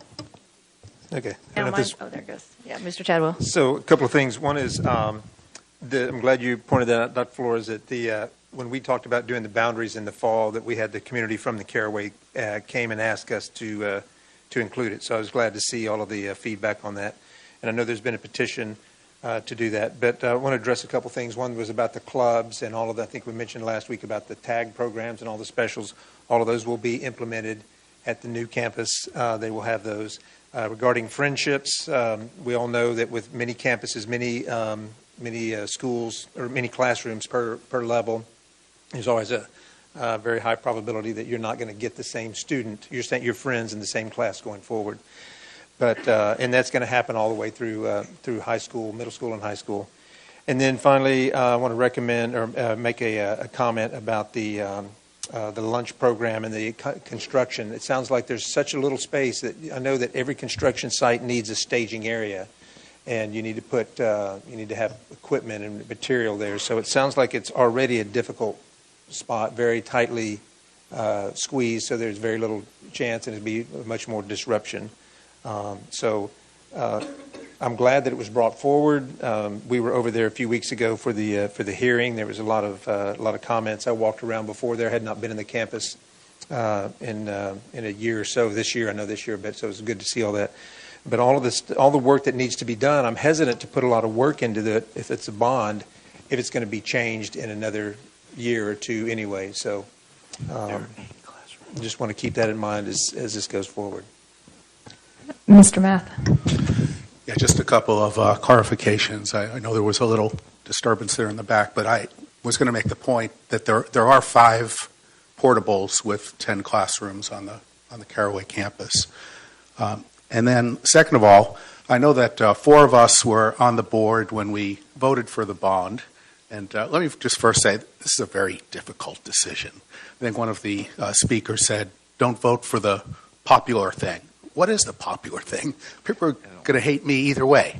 But seriously, there were several of us that were on the board when we voted for the bond. And no matter what, I think it is our intent to spend a significant amount of money that is needed on that campus. And Mr. Moses made the point, starting with HVAC, electrical, plumbing, cafeteria. Those are things that, if I have any say, are going to get done, no matter how we vote. Mr. Moses. Yeah. Before we proceed, I just want to make sure maybe we have a quick conversation about grandfathering. Because I feel like just my own personal belief is whatever we decide, if this were to be, or even the next, whichever one of these goes through, whatever we decide on one, since they're all elementary, needs to be consistent for all of them. What will be decided. So I don't know if we want to take a few minutes and have that conversation. You're talking about third and fourth, or just fourth? Fourth, Oh, rising I'm just fifth. saying that whatever we do, whatever the board decides, it's whether it's those going into fifth grade or those going into fourth and fifth, just being consistent for all of them. Can we hold that for 1 second and just make sure if anybody had any other, because I actually had a couple questions, but go ahead, Mr. Chadwell. I was going to ask about grandfathering as well, and I wanted to go third or fourth, rising fourth and fifth graders, or one, but I agree. So go ahead. Okay. Where we decide, just be consistent across the board. I agree. Yes, I agree too. I had a couple of questions. We heard the comment about a multi-year plan, Mr. Worcester, and so I guess we're already talking 2 full years of construction and no relief. You thought if everything went well with the City of Austin, it would be the 2022-23 school year would be the first year, and I guess I'm just kind of, how much relief is coming in 2 years, or is it just partial and it would be longer for President full relief? Weir, the quantification of how much relief really depends upon how much scope we put into that project. And for example, the 2018 bond has only so many I guess targets, if you will. The compositionally of all of the work within those projects, the total amount to spend at Caraway is approximately $10 million in that neighborhood. And so as we begin to talk about, well, can we expand the gymnasium? Yes, we can create a gymnasium and we can expand a gymnasium, and however that may work. And also we could create and expand cafeteria, and however that may work. And yes, we can also improve the waste system at Caraway. Those become dollars and projects that are in addition to the bond project. And those are all those projects are at the discretion of you all as trustees. And so the point being is that we can create that plan, because the original intention for Caraway projects were to begin in second year. Second year bond sales has been accomplished, and that's why we say we're at the beginning of this journey. And so we have the opportunity to think. It doesn't cost anything to think, and it doesn't cost anything to plan by way of putting notions and concepts on paper so that you can actually look forward to. The actual outcome of that is related to what is affordable and or what is appropriate to put into additional projects. And so that becomes a discussion with my colleague here, Dr. Oddixon, CFO, to say, can we afford something that may expand this project so there's more relief sooner in sight? Ms. Gonzalez, you have it. Just to give us an idea of the 2018 bond, how many actual construction projects were on that bond? Trustee Gonzalez, there's approximately five projects. There's classroom expansions, roofing, HVAC, cafeteria accommodations, and that was to open up there's a devising partition to open that up. Well, but total for the entire districts. Just kind of give the for audience the an entire- idea of the scope of work that goes into a bond that we passed in 2018. We have hundreds of projects. We estimate that we are dealing right now simultaneously with north of 400 projects, simply because many of the projects we call district-wide, and some of those district-wide projects tend to have 50 projects for example, security and badging access and things of that nature. So if you start looking at the quantity of projects as district-wide and designated, it's far north of many, many hundreds of projects, and they're all running simultaneously. Right, and that there's no possible way to do them all at the same time. And maybe Kenneth can kind of explain the bond sales and how that works. Right. So, voters approved the bond in November of 18. I got here in March of last year, did the first bond sale the following month in April, and then we sold the remaining authorization in November of last year. So all of the bond money has now been sold and is in the bank. And so as fast as Terry's got the green light, as fast as we can get 400 projects simultaneously going, the money's not the restriction on getting the projects done. It's simply you try to spend $400 million, you don't do that overnight. There's a lot of work involved in that. Yeah, and when we went into the process of the 2018 bond, I just want to speak for myself and then for the ones that were here.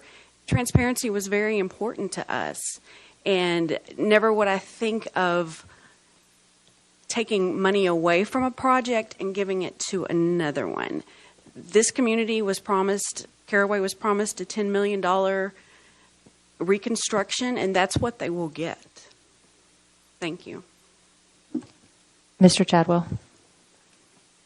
I think I had most of my questions, but whenever we're ready to go back to the grandfathering, but I think I'm good. Thank you. And Ms. Vessa. So explain to me again how many open spots are available at Jollyville right now and how many were over at Caraway. I'm just having a hard time understanding. We have another school that has quite a few open spots that's in the exact same feeder pattern as the current school, but that's not a discussion that we're having, that we're talking. I mean, I totally agree that Caraway needs a lot of work, and what you're describing to me in terms of the plumbing is going to rip that school apart. I don't even know how you have school while you rip the school apart. And so I'm just confused as to why we're not talking about some relief for this school immediately if we have 200, or go ahead, how many spots do we have? Well, once again, I'm going to quote from our demographer, but capacity is a range, it's not a number. And so the 5 portables that exist at Caraway add to the capacity of Caraway, not to the core facilities clearly. But at Caraway, the original capacity when the school was built was listed at 638. And this fall they had 863 kids projected to be in the school. So 863 minus 638. If you ask about Jollyville, the original capacity number when Jollyville was constructed was 772 kids, and in the fall they were projected at 463, and those projections are pretty accurate. So about 300 less kids, a little more than 300 kids at Jollyville under-enrolled according to the original capacity. I'll also note that Jollyville has no portables, so there are no portables on the campus right now. So I'm confused here. So your recommendation is that we leave all the kids at Caraway, and we have almost 300 spots available over at Jollyville? I don't understand that. Can you explain to me a little more how that makes sense? I don't understand. Well, it's with the feedback we got through the process and what we've heard. And once again, the trustees were the ones who put this on the table. It wasn't the administration. When we started this boundary process, if you'll remember, and I'm not trying to confuse you, it was primarily to relieve Elsa England and Harrington with Elementary 35 that will open in fall of 2021. Those were the 2 big pieces. But we decided to look at some other areas where we could get vertical alignment with middle schools to high schools, like you just voted and approved C.D. Folks going purely to Cedar Ridge, to be a pure feeder to Cedar Ridge. So all that was on the table from the administration on what we would look at within this cycle. And I'd like to think it's teamwork, Trustee Vessa, when the board and the administration work together on what we want to consider, what we look at in a particular boundary cycle. That's been my experience in past boundary cycles. So Caraway was put on the table, and what would you do about it? Well, the obvious choice, if you're going to if you think Caraway's too overcrowded, then the obvious choice is Jollyville, because it's proximate to the school. It has empty spaces. It's not over capacity. It's well under capacity from the numbers that we have. So that's where the discussion began. So I don't really know what you're asking me, because it was, once again, the discussion of Caraway was put forth by the board for us to bring a recommendation, and we're required by policy to bring a recommendation to you, which we did, was to leave it alone right now because of the 2018 bond project, see how that goes. Don't disrupt the community right now. It's a tough decision. And to be honest with you, I feel like you're kind of pointing the finger like, why are you making it? It's a tough decision. It's a great community. It's a great school. Jollyville's a great community. It's a great school, and it's a tough decision. So I hope, you keep saying you're confused. I hope you're not confused, but that was our recommendation as administration of what we would bring forth. And you have every right in the world as a board member to make whichever decision you want to make tonight. It's totally up to the board. On the final decision on any of these are totally up to the board. I just want to make sure. I mean, that's exactly right. It's going to be a decision of the board. So when the administration made a recommendation with what we said last week and tonight, we honor whatever the board decides. It's definitely going to be something that we definitely will not only support, we'll make happen. Mr. Moses. Oh, sorry. Did you? So for me personally, if we're just looking at numbers, if all we're looking at is data, this decision looks easy. We move kids where there's overcapacity to a school with undercapacity. The harder decision for me is the Elsa England Great Oaks decision, because we're moving a campus that's really overcapacity to a campus that's currently overcapacity, or we're just going to make it even more overcapacity. So that's a harder decision for me. I mean, I think the thing that I always wanted was like a middle option. Okay, what can we do to both honor the community and the people that have come into this school and enriched the school and honor their contribution, while also acknowledging that there are problems there. And so that's kind of where I sit. Mr. Moses. I was going to say, these are all hard decisions. None of these are easy. You're dealing with people's kids. You're dealing with friendships. You're dealing with teachers who've built relationships and principals who've built relationships. I said it numerically. Well, congratulations, that's for you. But when you do this, you can't just look at numbers. You got to look at what it does to the community. As we've seen tonight with Caraway, there are some things that ought to be considered. And honestly, while I'll be honest, where my stand on this, I feel like making this change is in the best interest of the school. But I absolutely believe and agree that what the administration put forth is a valid point of view. It's a valid recommendation that has the fact that the community passed that bond behind it. So I'm not going to sit here and say that they somehow are sitting idly by. They're not. They're trying to come up with the best plan for students. The best plan for all the students in our district. So we need to make sure and respect that, but also accept the fact that we have a different point of view, which is fine, because the ultimate decision, as Dr. Presley pointed out, is up to us. Mr. Math. Yeah, if this was an easy decision, we already would have voted on it, and we'd be on item G4. But it's a tough decision. And I'm wondering if any of the trustees have any kind of middle ground, because I do feel that the school needs some relief, but I do value the sense of community that we heard so strongly. So it's really a question. Yeah. My middle ground would be grandfathering those students entering 4th and 5th grade. I think that allows a longer transition for some of the other campuses as well, and allows at least some progress to be made. But I know that's breaking with precedent, since they've always have done just those going into 5th grade, but that was the conversation I wanted to have. I would go further. I would say 4th and 5th grade and the siblings of those children, because I'm just speaking as a mom. I don't want to be involved in 2 elementary school PTAs. I don't want to go to 2 different campuses on party day because I got one kid who's having a Valentine's party at Caraway and another kid having a Valentine's party at Jollyville. That just doesn't make sense.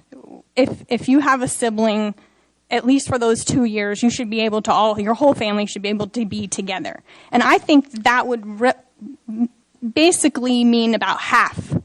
We would have about 150 kids. If all of them chose to stay at Caraway, which we likely wouldn't be able to provide transportation, that would be between 100 and 150 kids staying, and, between 150 and 250 kids transitioning over to Jollyville with an eventual, and that would give Jollyville time to build up programs and build capacity there.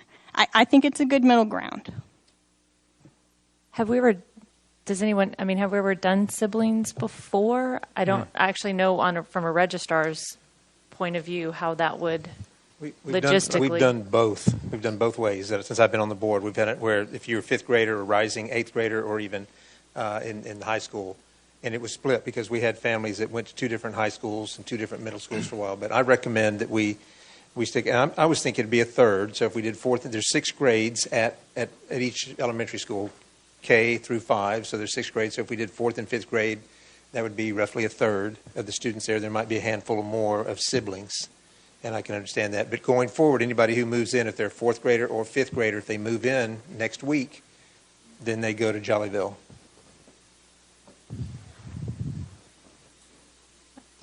Mr. Moses, did you? I was going to ask staff what their thoughts are. And they have to provide their own transportation. Make that happen. Yeah. Yeah, and I think the transportation issue, I think we need to make sure that that's really clear as well. Yeah, that there's no transportation for There's no bus route from any 4th or 5th graders from Riata over to Caraway. Right. We'd only have buses going to Jollyville. Yeah, if you made the decision to rezone the Riata community into Jollyville, then the transportation will be provided from Riata to Jollyville. So if there's any consideration of grandfathering in grades, then they would have to provide their own transportation to remain at Caraway. I don't have the numbers on siblings. I think I shared with you guys last week the numbers of 3rd and 4th graders. We have 34 4th graders from Riata right now and 41 3rd graders. So that'd be 75 kids that would be allowed to stay if they provide their own transportation, if you just went with the 2 grades and the grandfathering piece.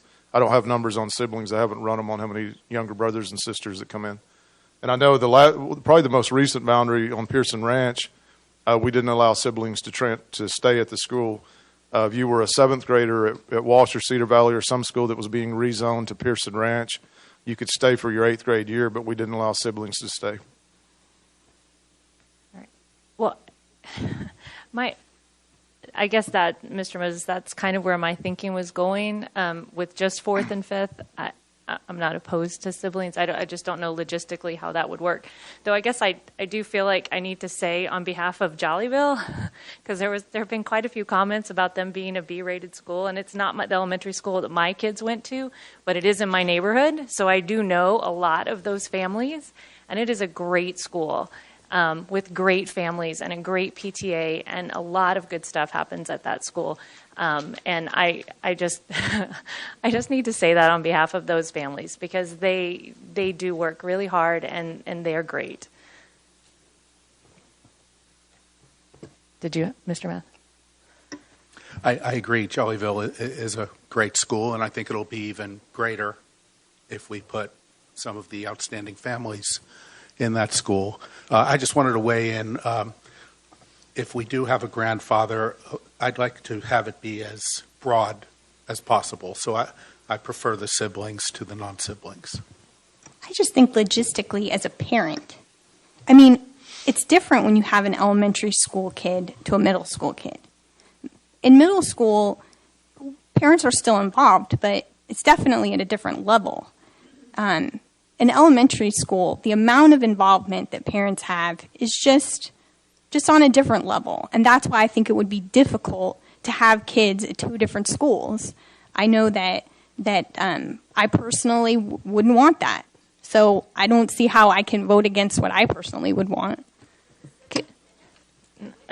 That's a good question. I actually had a question to that too, because if, say, someone has a pre-K sibling, I mean, I think or a sibling that's not in school yet. Right. Then I think you just sort of open the door unless you. I think you'd have to define it as a sibling currently attending Caraway. But even when a sibling is currently attending, if that's a 1st grader, and we're giving 2 years, 4th and 5th, when a 4th or 5th grader sibling goes to the middle school, they're now in grade 3. If you think that the parent's going to understand, oh, it was only for 2 years, I want you to know that's not going to be the case. The parents are going to say, wait a minute, they were here for the 2 years. So this board is going to need to make some clear, tough decisions that obviously are problematic, but we can make work. But I just think that's going to be an issue. We're going to have to draw the line somewhere, and it's not fun to pick where that line is. We just got to figure out where it is. Okay, Ms. Feller's had her light on. She's been waiting patiently. Thank you, Ms. Feller. So this is my proposal for grandfathering. 4th and 5th grade, upcoming rising 4th and 5th graders. Siblings put them on a transfer that they have to get approved every year. And then when that transfer expires, then it's as space is available. So it's not an automatic for the rest of your time. We put siblings on a transfer that has to be renewed on an annual basis. Okay, again, though, I'm going to go back to the feasibility of that for... I don't know. I've not ever worked in a front office. Yeah, I mean, like for the registrar at the school, how to keep track of that. I don't know. Well, we have a lot of schools that, accept transfers. Some of our schools are closed. I think we'd have to assess if you decided to grandfather in rising 4th and 5th graders to stay at Caraway, I think we'd have to look at the numbers on that to determine whether Caraway was still open for transfers or not, because it may have enough students that it's still at capacity or a little over capacity. So I think that's a number yet to be determined. And I don't know how many siblings we're talking about, because it could be a lot of them, and you could not give much relief at all if you decided to go in that direction. So I say we make it clear that once the 4th and 5th graders go, then it's open to transfer.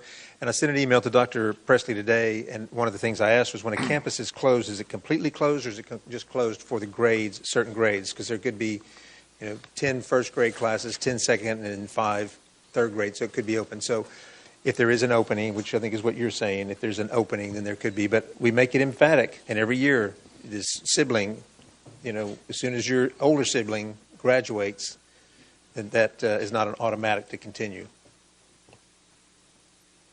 It's not perfect, but it's relieves. See, that just gives me pause, and trust me, I have 5 kids, right? I get it. I get the sibling concern, but my more like logical brain is having a hard time with how you keep track of just a few siblings, and then after, say, if they're not in kindergarten yet, are they coming in, and then we let them stay those 2 years because they're going to start kindergarten next year with their 4th grade sibling, and then I don't know. That almost seems harder. I will for say me. that initially I was not even leaning towards siblings, but was trying to work for a middle ground with the other sibling request.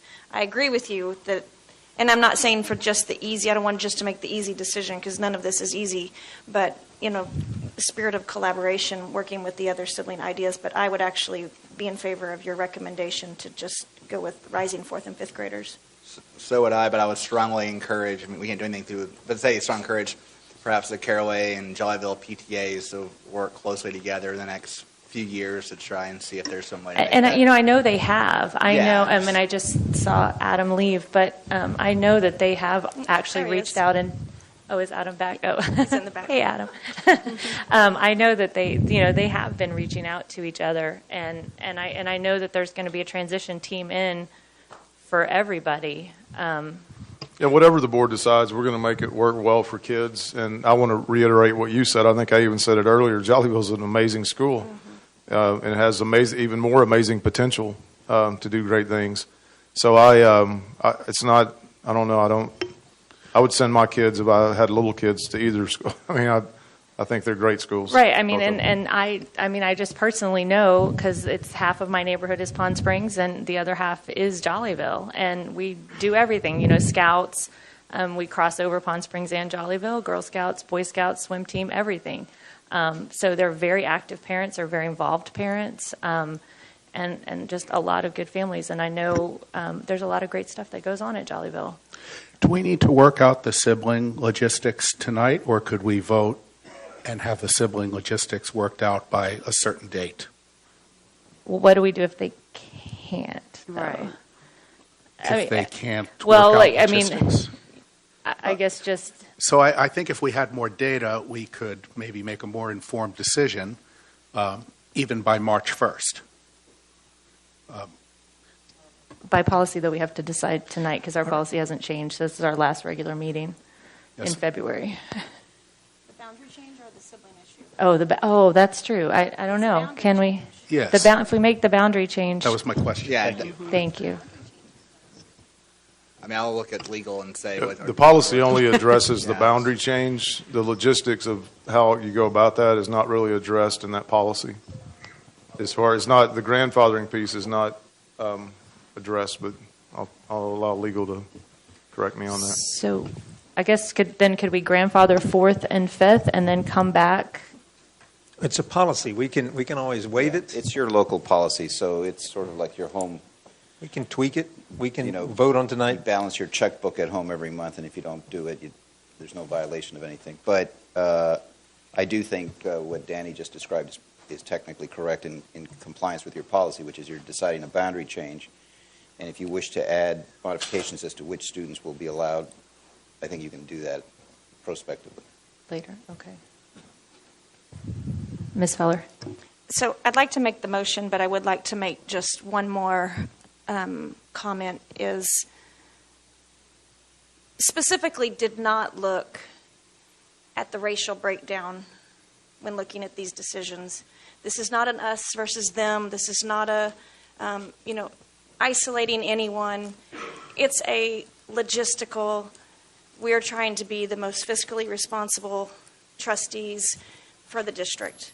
And made me sad at the hearing or at the meeting last week when that center aisle was a very clear division. And that breaks my heart. And listening to those speakers, I have to shave my legs again tonight because I got chills.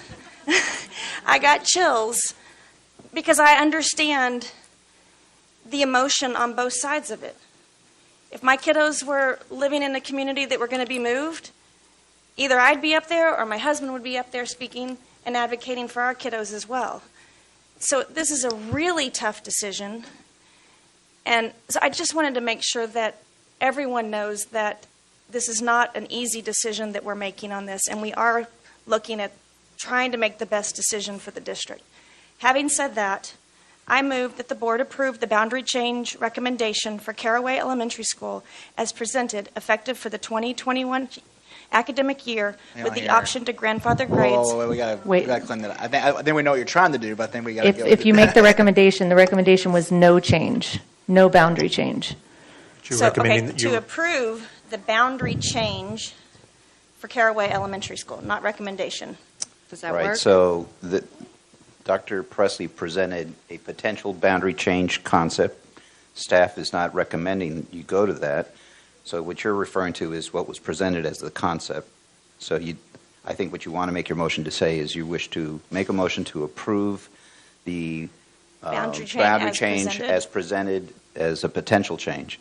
That you do wish to approve that boundary change and reject the staff recommendation to take no action, and then you put the conditions on that you wish to place. I move that the board approve the boundary changes as presented and to not follow the staff recommendation for Caraway Elementary School as presented, effective for the 2020-2021 academic year, with the option to grandfather grades upcoming 4th and 5th graders. Second. Let me make sure, presented or discussed, because presenting was administration. If this is a discussion, that should state in the motion, I believe, discussion, so that it's clear, because I want it to be clear that... I understand. Yes, sir. So I think what you're trying to say is the staff did not recommend... It wasn't a presentation. The discussion, she's approving or recommending approval of the discussion of the Board of Trustees. The recommendation was clear. Can we put it on the screen, because it may make it simpler. I would say I took page the word 10. recommendation out of it. Yeah. Can you make it bigger? So withdraw your motion and then... Let's do this again so that it's clear. Hey, this was typed up, so I am...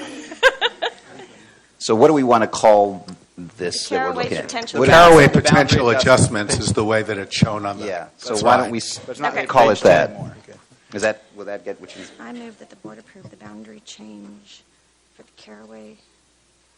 So I move that the board approve the boundary change entitled Caraway Potential Adjustments for Caraway Elementary School, effective for the 2020-2021 academic year, grandfathering grades 4th and 5th, And rejecting the administration's recommendation. and rejecting the administration's recommendation. Second. Agree. All It's right. presented on page 10. So we have a motion and a second. Discussion. Discussion. Mr. Math.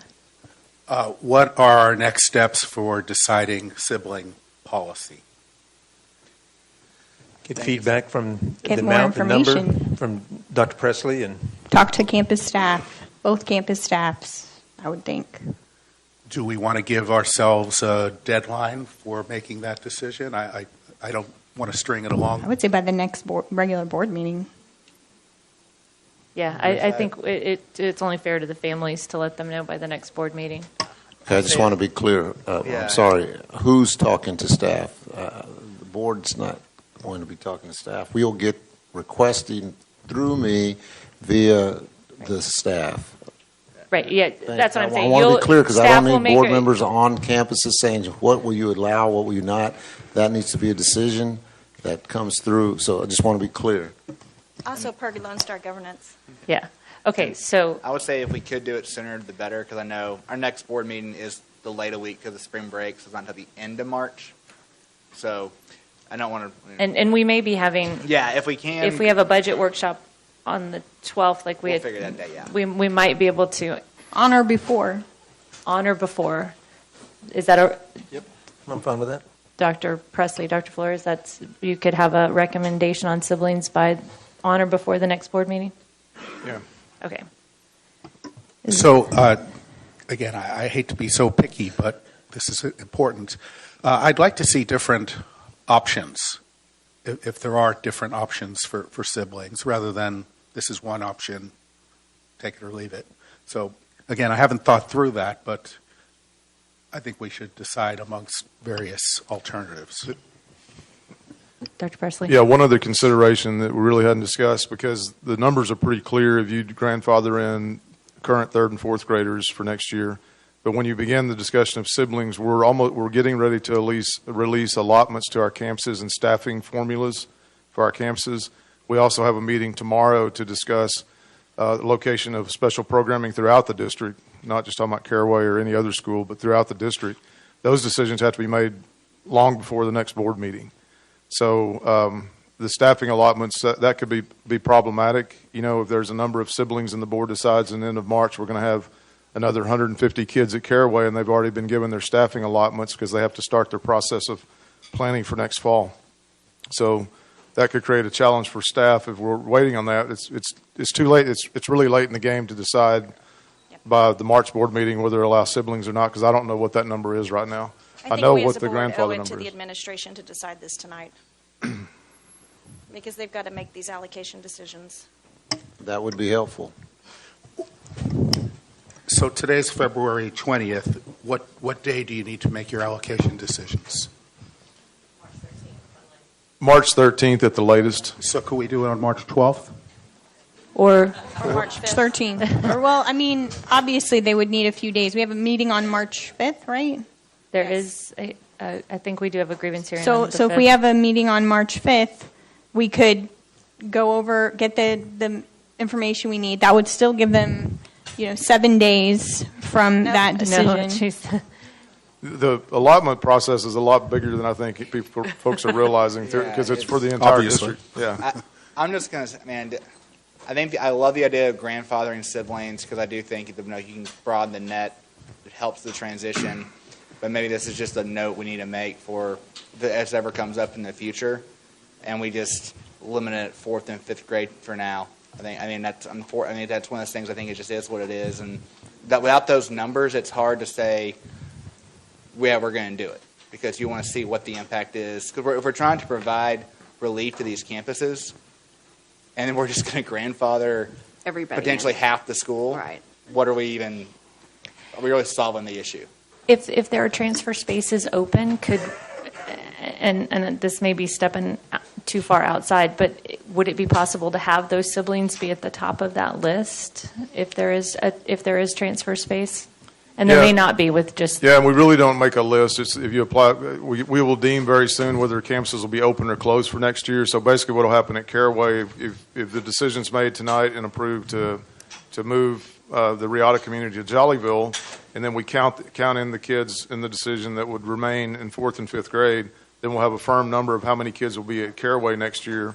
Then we can determine whether it's going to be accepting transfers or not at all. And, you know, I keep referencing, I guess, the most contemporary example at Pearson Ranch. Families had to make a decision.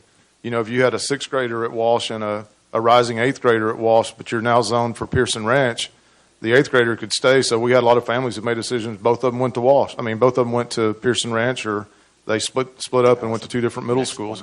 So it's a family decision, really. It's different, though, with middle school age kids versus elementary school kids. I would think it would be harder with middle school kids. Well, and I also think we've got to think about the other ones that are coming down.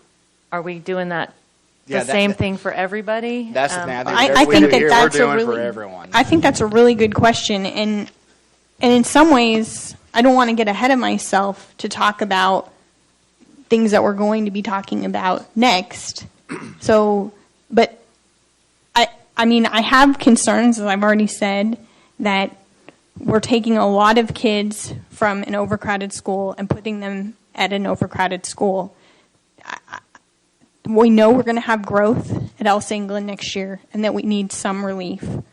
But I feel like if that could be a gradual process of relief, then that gives more time at Great Oaks for that facility, which when we get there. We're going to have to wait because we've So actually had the that's motion. why, you're talking about this. I don't want to get into something, get ahead of ourselves, because I think that it has.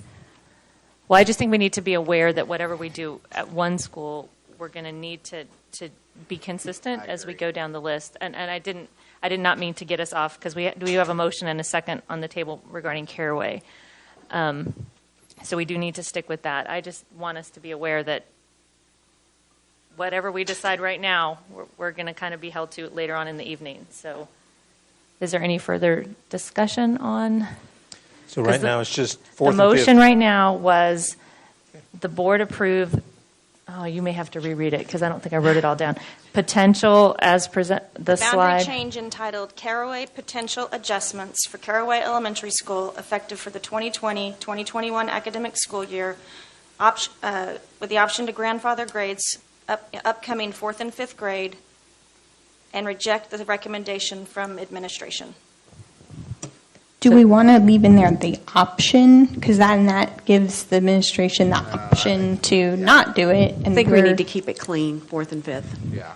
Okay. So withdraw my motion again. Okay, wait. No, well, we already had a motion and a second. We had a motion and a second. Now we just need to vote. Yeah. I've called a vote. Okay. Okay. So we have a motion and a second, and it was just repeated. So all those in favor of the motion, raise your hand. All those opposed? It passes 7-0. All right. Dr. Presley?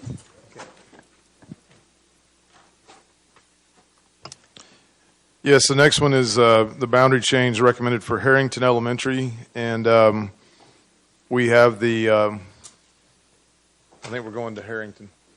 Am I right? Yeah, Harrington is number next. 4. So yeah, Harrington's number 4. So the Harrington existing boundaries, as you see right here, the pink color is where Harrington is. The centerpiece of this boundary discussion was to look at how we would draw the boundaries for Elementary 35, which is on the southern portion of that pink area in the Ryan's Crossing neighborhood. That school's projected to open in fall of 2021. So we're actually a year ahead in this particular case of when typically or historically boundary decisions are made. If you go to the next slide, it shows the adjustment. The yellow adjustment right there was what was recommended by the administration, but some of the feedback we got from the community was if you go back to the former slide, I'm sorry, because that's not adjusted in this presentation, but it's almost a rectangle, but not is it at the end? More. Okay, I'm sorry. Yes, that's after feedback from the community. Folks said that neighborhood was still part of the neighborhood that was going to the new elementary, so we made that adjustment in our recommendation. So what you see up there is yellow. Much of that is undeveloped areas that would have fed Harrington without the 2018 bond bringing forth the new Elementary 35. So that's the recommendation of the administration. And if you go to the feedback we got, the Harrington feedback. The meeting was well attended. There was concerns expressed because some of the kids, and I didn't point it out, but you're well aware that some of the students would go from the Vizcaya area to Terra Vista, and then also to relieve the kids that would be moving from Harrington to Terra Vista. There's a group of kids in Chandler Creek neighborhood that right now are zoned in a sort of an odd way to go to Terra Vista, and they would be rezoned to double file trail. And so, but that's next. That's the That's a feedback we separate got. one. Oh, okay. I forgot we split those up because last week it was in the same part. So, almost need a break, but I'm not calling a break. We'll so. do two more, and then we'll take a break, because then All we'll right, have yeah, another that's long right. one. Yeah. So the Harrington potential adjustment. This is the administration's recommendation. All right. Is there any, Got a button. Mr. Chadwell? I just have a question. I just have something. I was just going to just. Were you making a motion or a comment? I was going to make a motion. Okay, I just make a quick comment. Sure. I just wanted to commend Dr. Presley and Dr. Flores and the team on this one, listening to that feedback from the parents over there. I think that was making this adjustment was really great to help that community as they adjust. And also, just my own personal preference, I kind of like doing this a year ahead of time, just because it gives people time to absorb, adjust, and as families, we're fortunate that we have more people want to move into the area. It lets them know, hey, this is actually where you're going to go to school in a year. So I appreciate that. Thank you. Can I say one other Yeah. thing that I didn't point out? The Vizcaya area, which is up in the tan, that would be rezoned to Terra Vista, would be in order for this fall. So there's really two different dates here. I think I want to be very clear about that. If you go back to the original Harrington or the existing Harrington boundary, yes, it's all pink, and you see the top part, the northern part of the Harrington boundary turns tan, which would go west to Terra Vista for next year. But the other change wouldn't take place until fall of 2021 for the new elementary to open. And that's actually, Mr. Chadwell, before you make that motion, you'll have to kind of split the dates. And so maybe we may need you again, Doug, on this, because part of it will happen 2020 to 2021, and the other half will happen 2021 to 2022. So shouldn't we have a motion to approve the boundaries for new elementary school, and then a motion that'll be effective in 2021? That's probably better. And then one that says moving the Vizcaya section of Harrington this year. Is that right? Yes, I think that'd be a better way to do it. Okay, I think so. So first of all, I know that I don't think ground's been broken on 35. Is that right? It's going to be aggressive. Trustee Chadwell, no, ground has not been broken. The project is about to go into permitting with the city of Round Rock. Okay, so assuming that it's going to be done, so I make a motion that the board approve the recommendation of the Harrington Elementary School as presented for the effective 2021 academic year for Vizcaya to go to Terra Vista, and then for the 2021-2022 year for Elementary 35. Second. So we have a motion and a second. Any discussion? And including, do we want to do 4th and 5th grade? Yes. Yes, with the option. Okay, will you repeat your motion, please? Okay, I move that the board approve the boundary change recommendation for Harrington Elementary as presented, effective for the 2020-2021 academic year for Vizcaya to go to Terra Vista, with the option to grandfather grades 4 and 5, and then for the 2021-2022 year for elementary ES 35. Second. All right, so we have a motion and a second. Mr. Math? Yeah, just a question. On the future elementary school, convince me whether or not we need to make that decision today.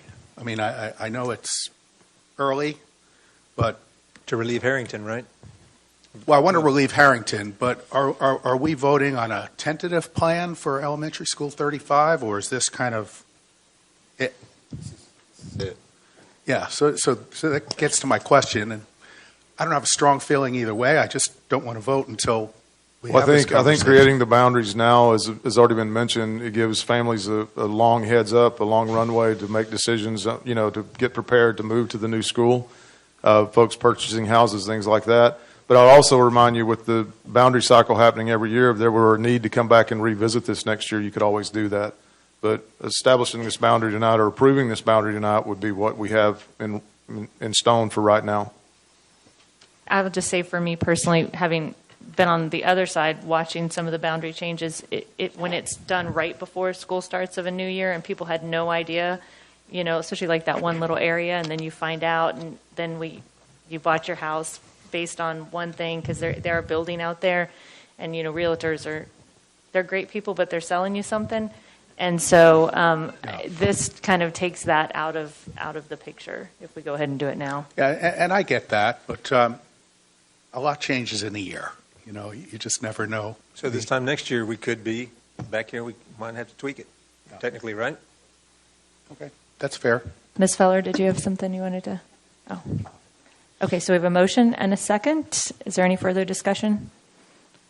All those in favor, raise your hand. Any opposed? Okay, motion passes 7-0. So real quick, Dr. Presley, if we'll do G5, and then if it's okay with the board, we'll take a break. Okay, as I mentioned earlier, a little prematurely, if you see I guess it's kind of a grayish blue color outlined, is the Chandler Creek neighborhood, which currently is zoned oddly to Terra Vista. I think it's been that way for a long time. And so they pass a couple other elementary schools going through a couple different boundaries to get to Terra Vista.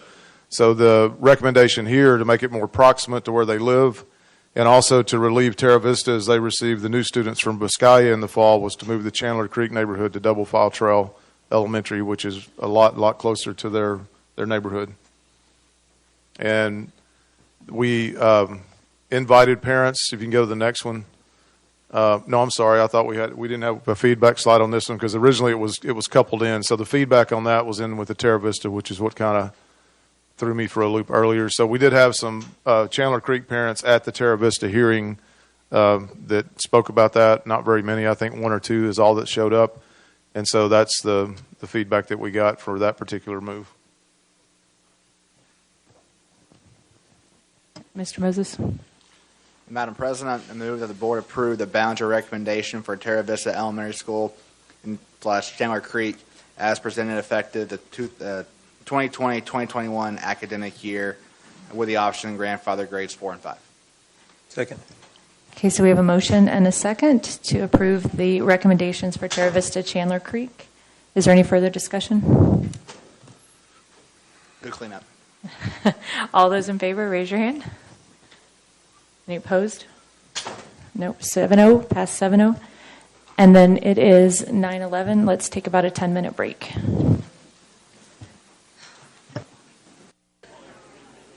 Okay, I'm going to call us back to order.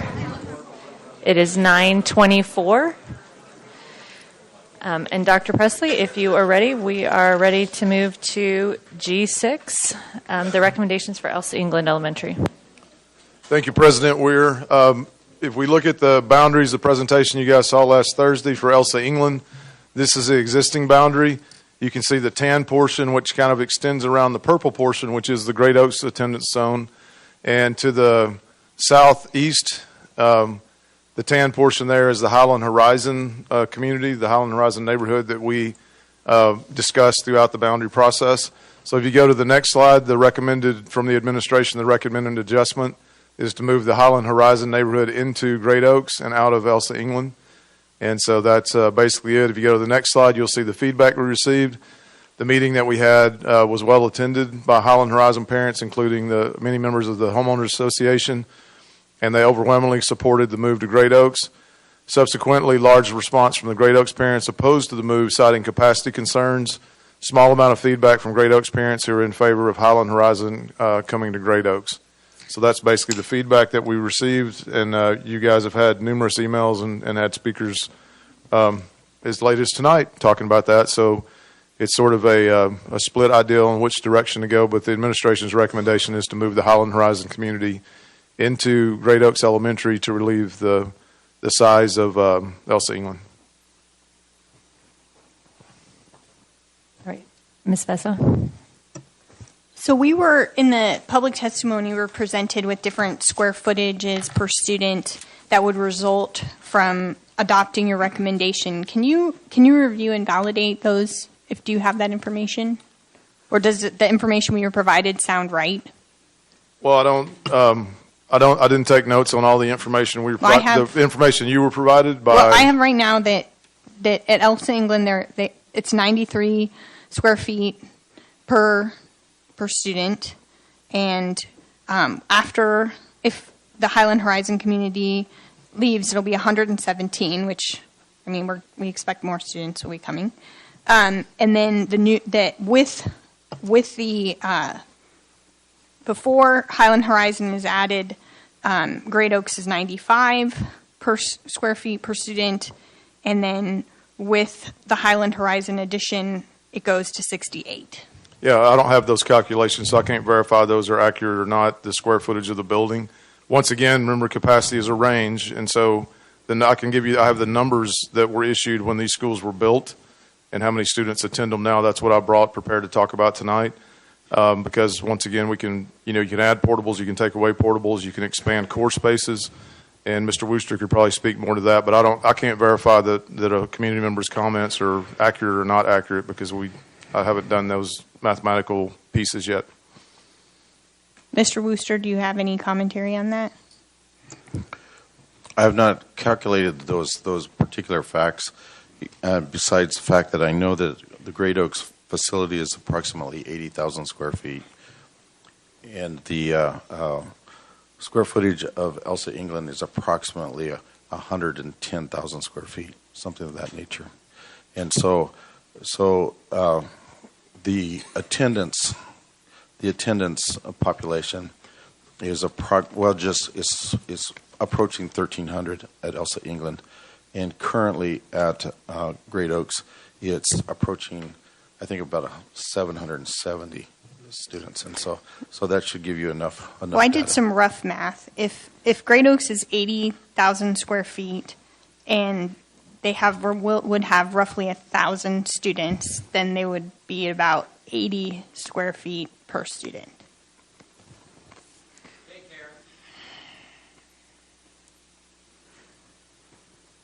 Mr. Moses, did you have a?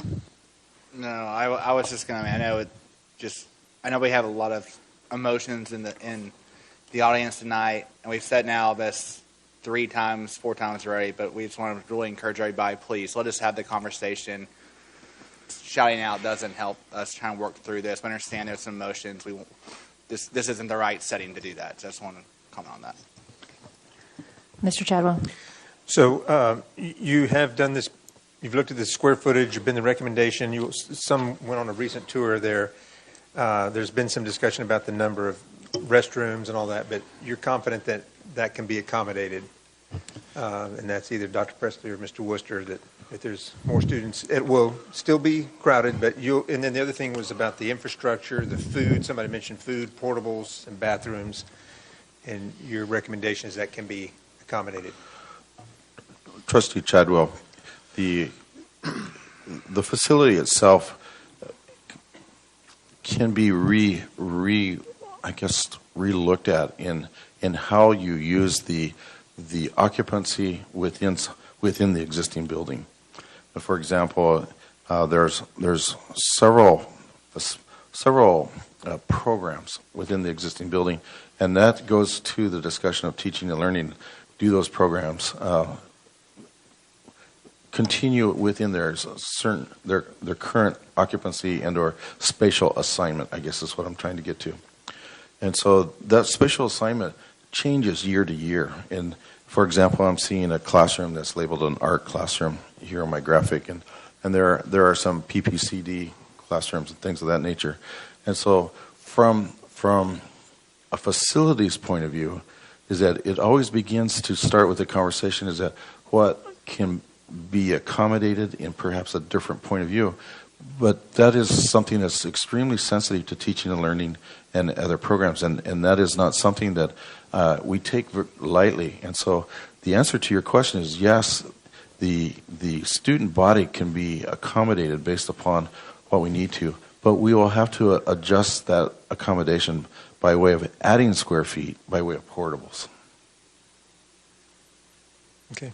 I just know there's a lot more growth in the England pattern in the near future, and I know it will, it's likely, but there's just so much when there's new land that's been sold to development. So I think there has to be a relief of some sort. And in the future, we've always talked about getting another elementary school somewhere in the central part of the district, but that might be the next bond, likely. So.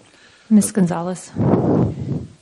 I think several of us got the opportunity to go to Great Oaks and visit the campus and see the extra space, and also talk to the principal. And to me, that's the core of the school. And of course, he was very willing and showing us how it was very much capable. But I kind of pulled him to the side and I was like, "Come on now, do you really want to do this? Is this something that is feasible to you?" And he said, "Absolutely."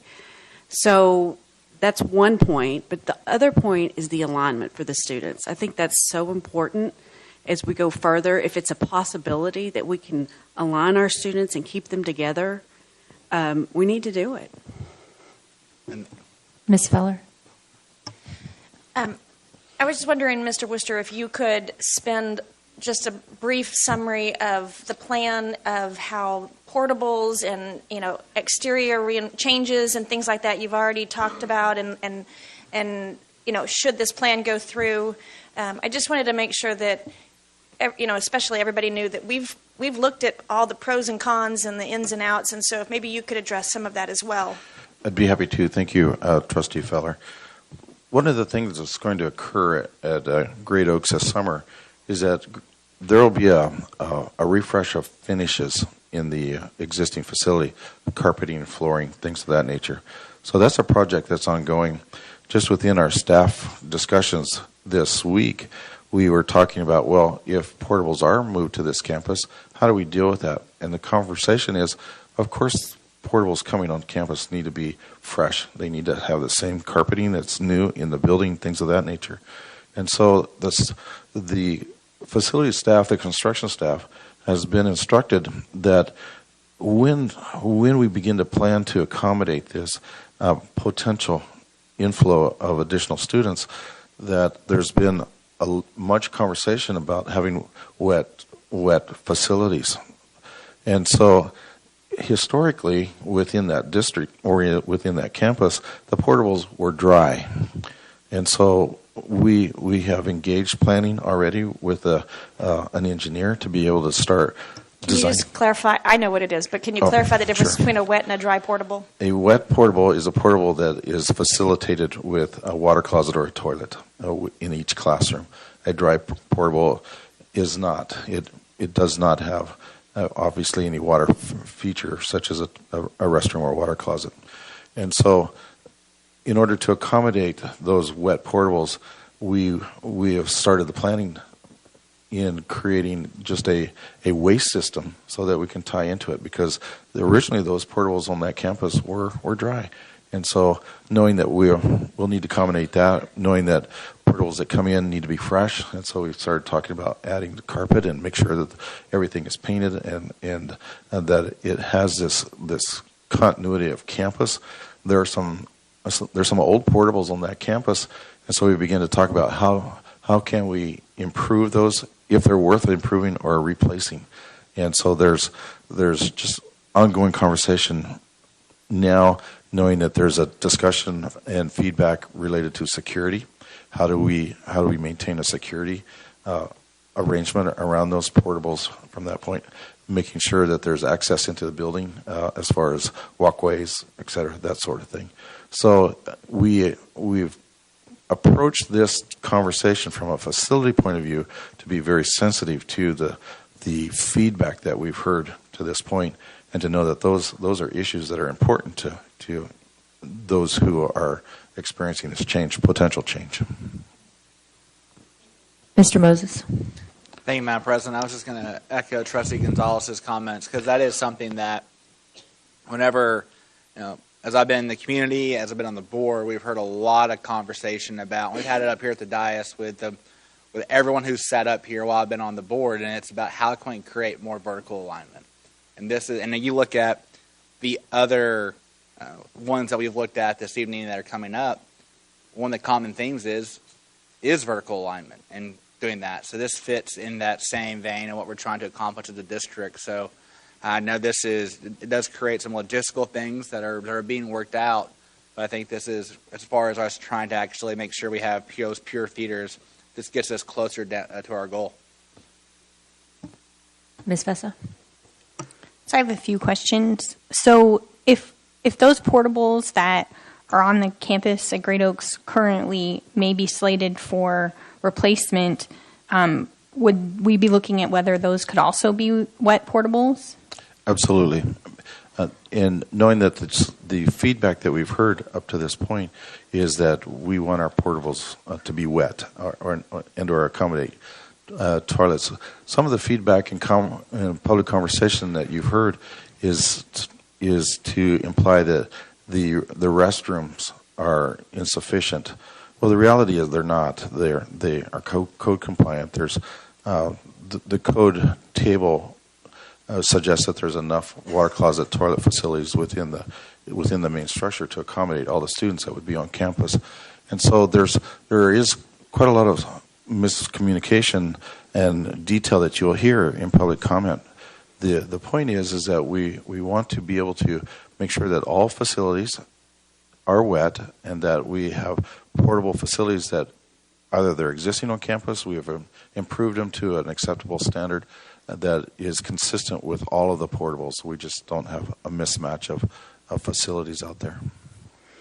So can you also describe the situation at Elsa England? I think that a lot of the feedback that I've gotten is that if you look at the square footage, it seems like it's a very large campus. It could accommodate a lot of students.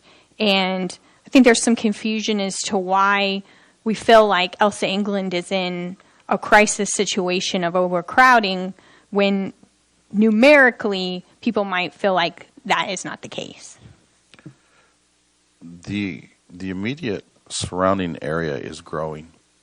And so that area immediately around Elsa England and within that region is one of the most dynamic growth areas in the district. When we receive reports from our demographer, Templeton Demographic, typically he'll be looking at housing starts, vacant lots available that housing starts could begin on, or even the intentional development of additional lots. And so we look at that information as obviously that will be a stream of students coming at some point in time in the future.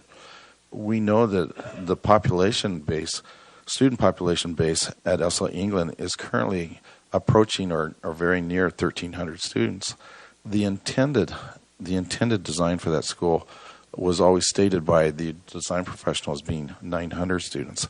And so if we don't begin to engage in this conversation, then we could see 1,400 students at Elsa England based upon different projections in a few years and be at that same point. And so even if we relieve that school of several hundred students, within 2 or 3 years, we could be right back to the same situation we're at now. And so this is a leveling, if you will, of student bodies from school to school.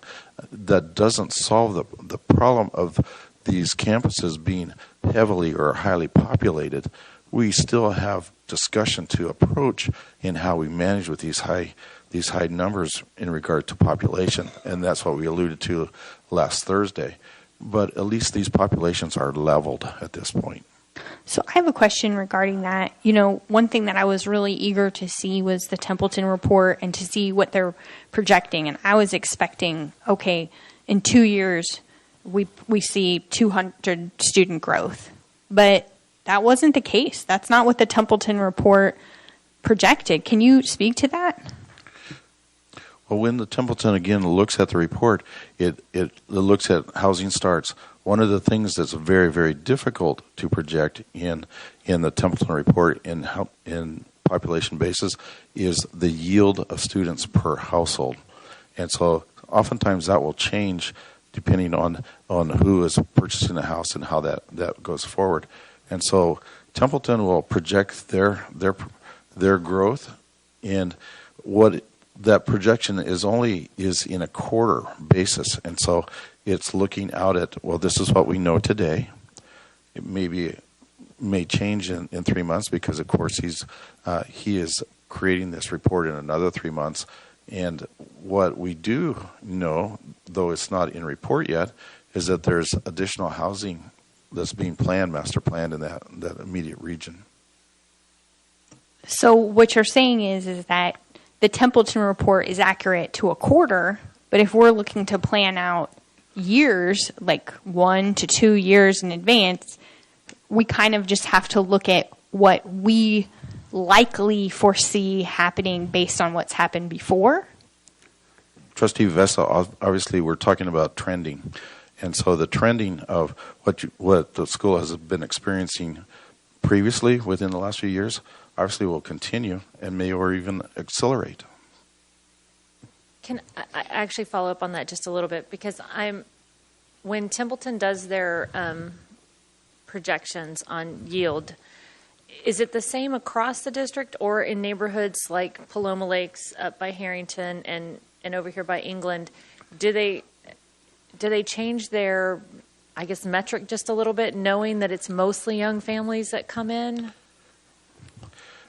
They try to predict that as best they can, and that's some of the work. I'll use the terminology. Some of the magic of demographers is that they look at the cost of housing, who's buying the house, and typically related to who's buying the housing. If it's age sensitive, for example, obviously I wouldn't buy a 5,000 square foot house because I don't need one because I'm an empty nester. But there may be a family who has 4 or 5 students and will buy in a certain neighborhood, and so the reality is that a new neighborhood that is accommodating or maybe even targeting a certain demographic, then that yield per household will change, and or if there are obviously known factors. If they can identify known factors and trends within an area, for example, Templeton they use what we call a GIS, Geographic Information System, and so they can query who is actually enrolled in certain areas, and then they know how many households are in that certain area, and so you can begin to devise, well, with that information, you can begin to estimate the yield of students per household. And so that comes to that report and ends at that point. Because I think just where Trustee Vesso is going is it does only say like 75 kids in the next couple of years at Elsa England, but just having looked back at their who's bought in those neighborhoods, it seems like there needs to be a different metric almost for that area because, if I had bought a house there, which we looked, we would have thrown your demographics off completely. Right. And so again, it goes back to trending. What has been trending and then what they can estimate going forward.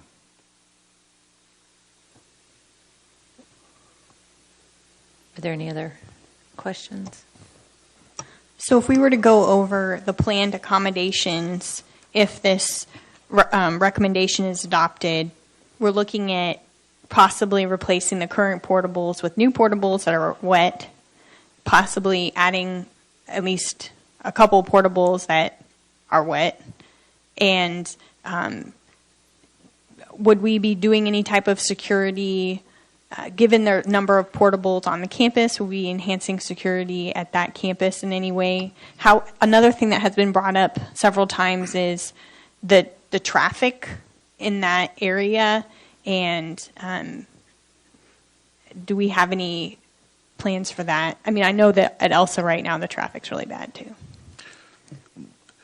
Trustee Vessa, that goes back to the same conversation about every site has its own particular characteristics, and so the reality is that to change a traffic pattern in an existing campus is a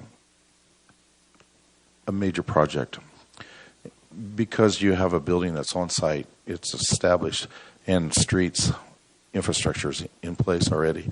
And so oftentimes you have to look at what's an alternate solution as far as an administrative solution in regards to how to manage traffic or car line or something of that nature. So it's not always just a construction solution. If I can add a couple things, because I've had this conversation with Mr. Frazier, the principal there.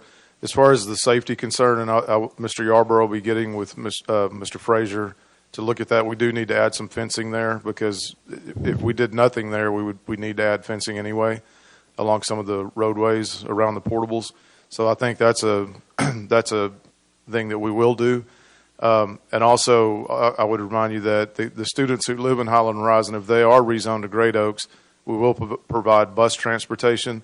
They're inside the 2-mile radius, which we normally wouldn't, but they would have to cross 620 to get there. So that would mitigate the number of cars in some sense, with the kids who are riding buses to school every day. So if you're talking about 4 or 5 buses versus 100 cars or more. So that's, I think, another thing to consider. We would be providing transportation for those students. Not that everybody would ride a bus, but they could.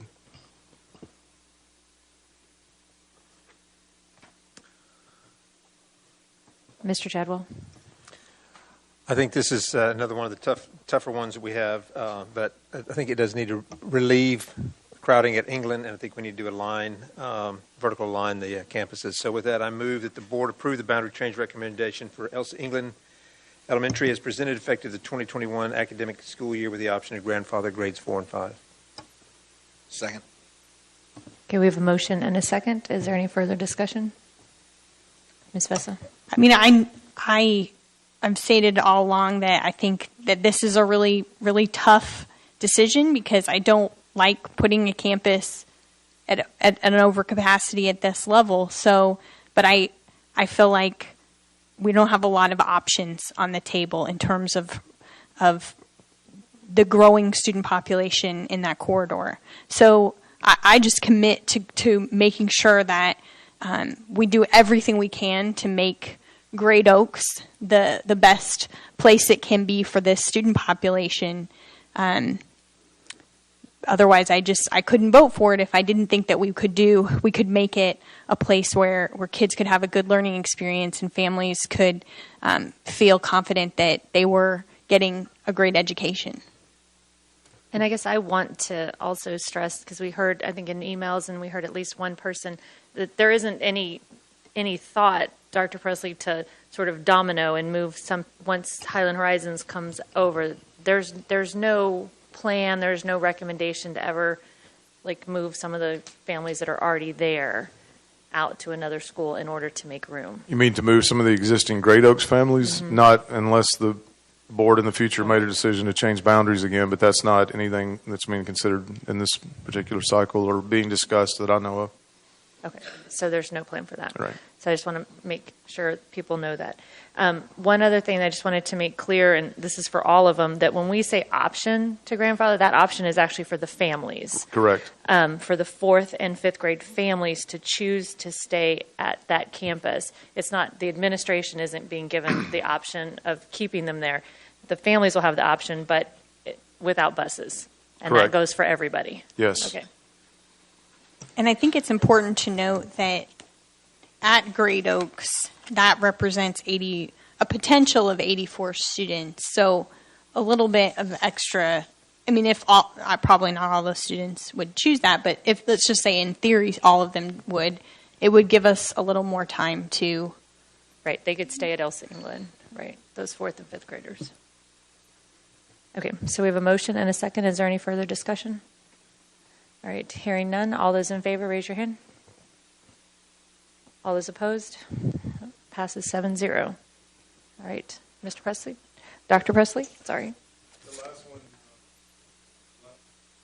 The last one, number 7, is the recommendation from the administration. Look at Jolie Johnson, or the discussion of Jolie Johnson with our administrative recommendation. This is another real similar to C.D. Fulks, but this one from the elementary to the middle school level. If you look at the map right here, the blue area that you see is zoned to Chisholm Trail, and the brown area is Jolie Johnson. And if you go to the next map, the students that are go back to the other one. I'm sorry, I didn't finish saying one. So the blue area that you see here, those students go to Jolie Johnson, but then they go to Chisholm Trail. And so the adjustment here would be to send those students who go to Jolie from K through 5th grade or pre-K through 5th grade to Deer Park with their peers, because in the end, the way the boundaries are drawn right now, the students, there's a small portion of students who go to Jolie Johnson through the 5th grade. They go to Chisholm Trail Middle School for 3 years, and then they go back to McNeil High School, while their cohorts go to Jolie, to Deer Park, to McNeil, and stay together all the way through. So this adjustment doesn't affect a lot of kids. It's about 25 kids or so per grade that are at Chisholm Trail right now from Jolie that would be affected by this move. And once again, a consideration would need to be made as far as grandfathering the current Jolie kids that are at Chisholm, whether they can stay there to finish or whether you would want to move them and move everybody next year. That would be a second part of this. But the administration, or if you go to the next slide for our feedback, we had very little feedback from the Jolie Johnson community. We did host a meeting there, a boundary hearing, and once again, it gets to the vertical alignment, so they stay with their group, their peers all the way through school, from K through 12 or pre-K through 12. So that's the administration recommendation, is to make this adjustment so that the small number of students from Jolie that go to Chisholm would be rezoned to Deer Park, and they're already zoned to McNeil, so that wouldn't change. Ms. Feller? Well, I just wanted to say I wholeheartedly support vertical alignment. The less transitions that kids have to make, the better for them. And it seemed like it was very well supportive, so I would go ahead and make the motion unless there's other feedback. Okay. I move that the board approve the boundary change recommendation for Jolie Johnson Elementary School as presented, effective for the 2020-2021 academic year, with the option to grandfather grades 4th and 5th. Second. No, it's... Oh, That was made that clarification. Yeah. Yeah, it's middle school, so it'd be 8th grade. 8th grade. Or 6th and 7th graders currently would have the option to stay at Chisholm Trail for 7th and 8th grade if that's what you decide to do. Oh, okay. So, let me rephrase that. I move that the board approve the boundary recommendation for Jolie Johnson Elementary School as presented, effective for the 2020-2021 academic year, with the options for current 6th and 7th graders to remain in their current feeder pattern. It's not feeder pad, they're current middle school. Current middle school. Yeah, which is Chisholm Trail. Does that work? And they wouldn't have to, again, Provide their own transportation. If they We're only going choose to have to stay. buses to Deer Park. Right. Second. All right, so we have a motion and a second. Any further discussion? Mr. Math? Yeah, I just wanted to clarify, sometimes when we say you have to provide your own transportation, it sounds kind of cruel. But if we had different buses coming to different areas, taking kids to different schools, we've got all sorts of potential issues and liability. So I just wanted to clarify that that's one of the reasons why we say you have to provide your own transportation. Right. So Mr. Tadwell, did you have? No, I made a motion. Mr. Ponick looks like he wants to say Yeah, I something. just wanted to point out or ask the question, did the action you're taking on this middle school apply to the action you want to take or had intended maybe to take at CD Folks, the first school boundary change that you took up? I wasn't sure if you needed to go back. I don't believe the original motion for the CD Folks boundary change included grandfather. There was a different situation Okay. because that high school is an open campus. So if they wanted to go there, there's nothing stopping them from going there anyway. All right. I just wanted to make sure we weren't skipping something. Thank you. All right, so we have a motion and a second. Seeing no further discussion, all those in favor, raise your hand. All opposed? There are none, so 7-0 passes. Thank you. All right, so now actually we're going to go back on the agenda to F1, Superintendent's Report. Dr. Flores? Thank you, Madam President, members of the board, and thank you for great discussion and follow up with the boundary. Tough discussions, tough decisions, but great job by all. And I thank the board, and I just want to assure all that administration will do everything possible to make these transitions not only the best that we can, but something memorable for all families. So with that, thank you, board.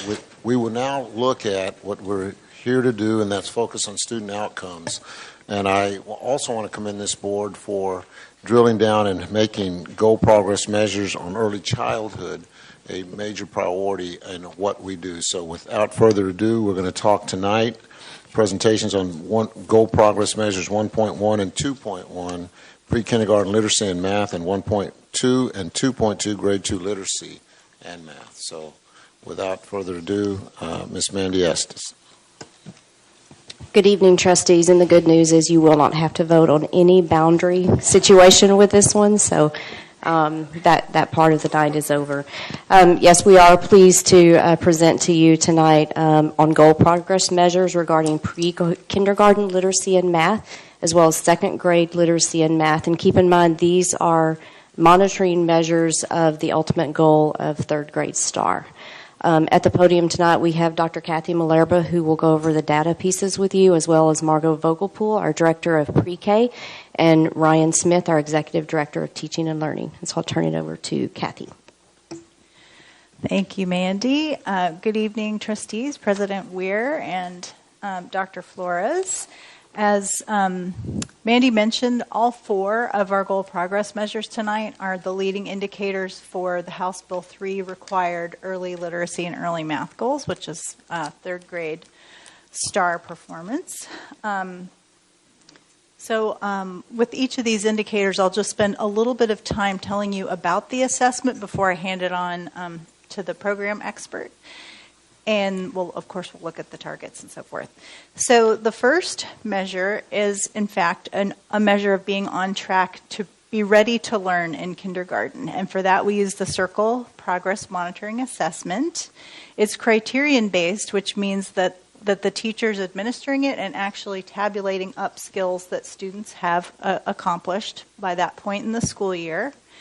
And we have a lot of students in dual language in pre-K, so the student just receives the administration in their language of instruction. So just a reminder of what the goal progress measures were, the baselines from 2019, and then the current year targets. So for the early literacy, our target for the year is 78, and for early math, it's 88% of kids being ready for kinder. So the very first metric here is on track for early reading. As you can see at the beginning of the year, in terms of being on track for readiness in kinder, we started the year with 59% of pre-kindergarten students being on track in early reading. And at the middle of the year, we were up to 72. With the final goal of 78, we are on track to meet this goal. In math, we started the year at about 78, and we've made it to 80% at the middle of the year. So that's about 20% of the way to the goal.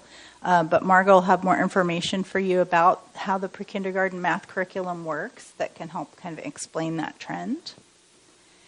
And I will hand it over to her now. Good evening. Well, our pre-kindergarten program has definitely been on a journey over the last few years. We have continued to expand and evolve the program. This is the first year where our program is full day on all of our 19 campuses. We currently, our enrollment is currently 984 students. The 984 students have to qualify for this program based on the criteria that is set by the state of Texas. We host pre-K on 19 of our 34 campuses, and as our enrollment continues to grow, which it has every single year, so do the number of teachers and ed assistants that support and teach our students. In an effort to support the evolvement and the expansion of our program, we've intentionally planned a lot of supports that I will explain to you using this slide. The first one is we have developed the Round Rock ISD Pre-Kindergarten Essentials, and what that is it's a document that outlines 10 of proven research-based best early childhood practices that we want to see in every classroom. What it does by having it provides a concise document, streamlines our language, our focus, and allows campuses to know what our expectations are in every classroom. In addition to that document, we also have, with the investment that Dr. Flores and the board has made over the past several years, we continue to provide instructional resources to each of our campuses. That varies from supplemental furniture to curriculum resources to supplies to support the individual needs of our students. In addition to the resources, we've also provided instructional support. We are providing instructional coaching to teachers and educational assistants on campuses. And then we've also developed collaborations with the different departments on campuses, such as early childhood special ed, library services, fine arts, physical education. And the purpose behind that is to really have conversations about the Texas Pre-K guidelines so that no matter where our 4-year-olds are in the building, they're always learning and they're working towards kindergarten readiness. In addition to that, we also provide professional development. That is not something new this year, but what is new is that we are providing training for area superintendents, area directors of academics, our specials teachers, our librarians, our teachers, educational assistants, instructional coaches, and interventionists. And the goal behind that is really so that we are all speaking early childhood, right? And we all are aware of the goals of kindergarten readiness. And so that has been really successful. But in addition to PD, because after one class you're not an expert, we invited our campuses to invite us to do collaborative classroom walks. And I'm excited to announce that by the end of the year we will have walked all 19 campuses as teams that include, again, our area superintendents, our area directors of academics, our myself, our coordinator of pre-kindergarten, an early childhood specialist, and then campus-level teams. And what we do is when we arrive to a campus, we do kind of a pre-walk discussion where we discuss the essentials again, and we also speak to the leadership on that campus to know what their goals are for their pre-K classrooms, what they want us to look for, and provide feedback on. After that, we walk the classrooms, we take notes, we take pictures, and we celebrate the areas that they are doing an amazing job on, which are many. And then we also discuss areas of need and things, targets or goals that the campus has, and then go back and do a debrief where we provide feedback to the campus. These walks have been really successful because we're able to all discuss the needs of students and then really strategically align resources and funding to meet those needs. In addition to that, we have continued our data focus. So we collect data on our pre-K students every single day. They are 4 years old, so they give us plenty of data to collect, both informal and formal. But what we have done this year, collaborating with research and evaluation and the assessment team, is we've taken our Circle data and moved it from the CLI platform into Decision Ed. So our campuses are able to grab their data immediately after the tests are given and then use that data during PLC meetings, data meetings, and really make informed instructional decisions. And the data really is at the district level, campus level. It's also classroom focused and then down to the student level. And last but not least, we have continued to grow our Rock Ready program. And our Rock Ready program, what that is a community partnership where we provide high-quality professional development to child care providers and in-home daycare providers, and also instructional resources free of charge. We currently have 70 child care providers, 70 child care facilities that we're partnering with, and we've provided professional development to 435 child care providers, something that we're very proud of. I want to refer back to something that Dr. Malerba said. When you see the growth that you've seen in mathematics, it does look like it's only 2%, and it is 2%. But what you need to know is that that test measures 7 subtasks, right? 7 concepts within mathematics. And up by mid-year, we've only covered 3 of those concepts because mathematics builds on each other. So we don't teach all of them by mid-year. So historically, if you look at our data, we only grow very little in math the first part of the year, but then we grow a lot more by second semester, at the end of the second semester. So I have no doubt that we'll meet our target. I'll pass it over to Dr. Malerba, where she'll speak to you about the second grade data. Okay. I saw those out of order. All right, well, we'll move on to our second grade early literacy measure. And for reading, our end-of-year target is 79% of students on grade level. And in math, it's 85% at the end of this year. So the way we're measuring on grade level in second grade is a little bit different. We're not using a criterion-based assessment where teachers are getting a really direct student-by-student assessment of skills. A good portion of this assessment is taken online, and it's also designed to be given very quickly, and it's really an indicator of whether a student is at risk of learning difficulty in that subject. So the results don't give a lot of instructional information. They really tell the teacher where students are relative to other students in the same grade level at the same time point during the year. So students who are below average or well below average would be considered at risk. And then the teacher, Dr. David Osmond uses a great analogy, I think. This is a little bit like a check engine light in your car. You know there's a problem, but you still have to do some other assessments and looking at student work to really figure out where the challenges might be. Again, this assessment is available in English and Spanish, and the student will be tested in both. So the results here reflect the student's higher score if they were tested in both languages. So in terms of second grade students being on grade level in reading, we are already at target. Now, that doesn't mean that it'll look exactly like this, but this is a very good sign that students are making good progress and that we'll meet or exceed this goal by the end of the year. And then in math, we are about halfway to target in second grade math, so we're also on track to achieve this goal. And I'll hand it over to Ryan Smith to talk a little bit more about second grade teaching. Yeah, thank you, Dr. Malerba. Let me scoot in a little bit here. Thank you. So it's really my privilege tonight to share some of the great work going on campuses, led by our teachers and principals and our teaching and learning team. And I thought maybe the best way to walk us through it would be to look at kind of three buckets. The first one around just some district-wide supports, ways that we're providing some support to all of our campuses. Then specifically around some smaller projects that are going on that are more campus-based. And then kind of looking long-term in the next few years, what we're kind of really putting some of our district-wide efforts around. So initially, just wanted to look at some of these district-wide supports. And a big part of our literacy efforts this year are our newly adopted instructional materials. That was part of Proclamation 2019, where we adopted new materials for our K through 5 Spanish and English language arts teachers. So those are right now being implemented, and teachers are learning, and throughout this first year, really how to implement those resources. Did want to highlight one project along with that is we're rather fiscally responsible in the adoption process, which allowed us to be a lot more flexible with some of our IMA money. And we're also able this year to really infuse our classroom and literacy libraries with additional titles for our students, which we saw that was a gap in some places that we wanted to fill.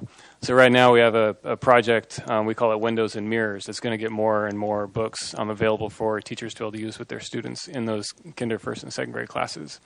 And the second bullet up there is a project really being spearheaded by our curriculum department, and that's building our curriculum in an educative way. Daryl Emanuel, our director of curriculum, and I sat up here, I think it was about a year, maybe a year and a half ago, and walked you through our ARC redesign project, and this is really that next step of that project. Our aligned Round Rock curriculum is really the cornerstone of teaching and learning in Round Rock ISD, and our next steps are really to create a more interactive experience for our teachers. So not only is it a place where they go and they can find lessons, they can find the scope and sequences of when they should be teaching what and what order, our recommendations towards that, but also a way that they can learn through that experience. So it's in the moment professional learning for them. And we added a couple links. Anybody listening or watching at home, just wanted to make sure everybody in the community does know that our curriculum is open for parents and everybody to be able to look at. And those two links right there, just go to a couple of our unit examples. If anybody would like to see what an early literacy math or math or literacy example might look like. Another district-wide project this year is our special education early literacy and math cohorts. That's a new project that our teaching and learning team is leading around providing some specific training to our special education teachers. And then our early literacy and math diagnostic and intervention programs. We have certain programs aligned through an assessment and then essentially how to react to that assessment for our teachers in both those areas. So moving on then to some of the campus-based supports. Again, these are smaller-based projects that might be happening on certain campuses or certain learning communities, but not district-wide. I think you can see in the report you have that our our campuses, as we've been talking about tonight, are vastly different sizes, a lot of them. So you'll see, and even in these second grade numbers, some campuses will have 200 second graders, others will have 50, 55, 60. So our approach to that support looks very different for all of our campuses. So some of these projects in the middle section there, again, are treated differently compared to some of the larger ones, depending on which campus we're working with them. So that PLC coaching and focusing on foundational literacy and numeracy standards is a project where we work with teams to really align around what are the essential standards and TEKS that we want to start with our students. Our Math Rocks Campus Edition is this is a project that we've transferred from a district-wide cohort model into a way for our subject matter experts in math and literacy to go out and work in a year-long cohort with a campus, really to go deep in a certain area. We'll work with the principal to identify some areas they want their campus to improve for that year, and then somebody from the teaching and learning team partners with them to provide a year-long professional development experience for their teachers where they can go out and provide training, teachers can implement, and then they come back to debrief and continue to learn along the way. Our letters cohort, happening right now in one of our learning communities is a learning experience where we have several instructional coaches, principals, and other leaders and teachers in the district around some phonics instruction. And then we have multiple just different technology-based and face-to-face intervention programs happening in certain campuses to pinpoint exactly what types of interventions we want to put in place there. And then finally, some long-term supports that we're excited to talk about. Thank many members of this board and others for supporting and advocating with the legislature around House Bill 3, that reading academies is a big outcome of that. And next year, TEA and some of the other service providers right now are developing the curriculum. And starting next year, we will start an implementation process of our reading academies. And just some quick background on that is that it's going to be required for all kinder through third grade teachers in the state of Texas to go through the reading academies in the next 3 years. We've made a few decisions internally around probably expanding the scope of that training to go pre-K all the way through fifth. So we're able to provide, we believe it's going to be an exceptional learning experience for all of our teachers in elementary. And we want to also be able to provide flexibility for campuses to be able to move, for teachers to be able to move potentially from a fourth grade position to a kinder through third grade position and have that training. And, learning and teaching and thinking about better ways to teach students how to learn is a valuable experience, throughout our pre-K through fifth grade teachers. We're going to, it's a 3-year project, like I said. We're going to start with 10 schools next year and then build out over the 3 years until all of our teachers have that experience. And then finally, the last project is more of an internal one again, is we've seen a lot of success around that campus-based Math Rocks cohort program, and we have it in the works to build that capacity of our internal trainers, essentially. So right now we have kind of limited scope in our own capacity to, if every elementary school wanted to do that next year, we would struggle to provide that. So we're building that internally so we can respond when our campuses want that support. So again, there's lots of other great things happening around teaching and learning and for our earliest learners, and these are just some of the highlights that we wanted to share tonight. So with that, any questions? Mr. Chadwell. 2 questions. One is, how many, Ms. Fogelpole, how many did you say outside programs are you working with? Did you say 40 or 400? How many did you say? Well, child care facilities themselves, 70. Oh, but okay. Actual people that we've trained that have come 435. Okay, people. It was people. Okay, Yes. I missed that part. I thought Because every facility has certain numbers. So an in-home child care might have just the owner. Right. And then okay. Primrose has like 20. And what about transportation for these students? Are they buses, things like that, or any of those? This is all related to. Is any transportation? I'm asking in general about that. For pre-kindergarten? Right. Yes, sir. So pre-kindergarten, all pre-K students are provided transportation. If they attend their home campus, right, if their home campus is one of the 19 campuses, then they follow the same transportation rules as everybody else within the 2-mile radius, right? Parents provide the transportation. We provide transportation for everybody outside of the 2-mile radius. For the campuses that we feed, because we only provide it on 19 campuses, so if it is a feeder campus, we bring children from another school, we provide transportation. Just think about it. It's pretty small kids to be on a bus, but so thank you. Ms. Gonzalez. I just wanted to commend you on your Rock Ready program. I can remember when you brought that to the board and all the excitement that you had in building that capacity either in our pre-K or our K students, and how that's just going to enhance the scores for literacy and math further down the road. So thank you for working with that project, and it's paying off. I'd like to add a couple of things, if I may. With terms to the Rock Ready program, I think it's important that you know that we have added 2 questions to enrollment forms. This year, we piloted it with kindergarten enrollment forms. We asked 2 questions to find out where children were the 12 months prior to coming to school.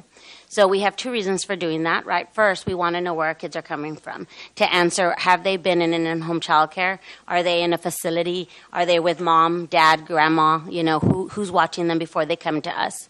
The other reason is because our long-term goal with Rock Ready is also to cross-reference that, to find out if students that are coming from childcare facilities or in-home childcares that are participating in our Rock Ready program, if it is making a difference, right? Because we always want to look at data. We want to make sure that are we meeting the need of our community and if we're impacting student learning, because that's what we're all about. And then, and so I appreciate the thanks. It is kind of a passion of ours. But I also want to take an opportunity before we leave or close this session to recognize some of the people that are behind me. So tonight, I invited the pre-kindergarten team and also some of the early childhood specialists, some that are providing outside instructional support to our district, and some of our instructional coaches are here. And so they have been here from the beginning and have been here and waited till 10 o'clock, even though I told them, please go home because you have to be ready for children, 4-year-olds tomorrow. But I'd like to recognize them because though I'm up here presenting, I want you to know that I represent almost 120 people that love what they do every single day. And with your support and guidance and the support of Dr. Flores and, of course, our leadership, we're able to do what we love to do. Thank you. Mm-hmm. Thank you, Jane.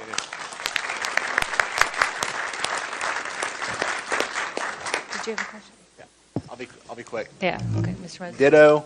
Thank you. And just in the future, if you could kind of reference how historically we've seen that short gain in the first semester, just any kind of a year or two to kind of track that, just to see if that trend continues.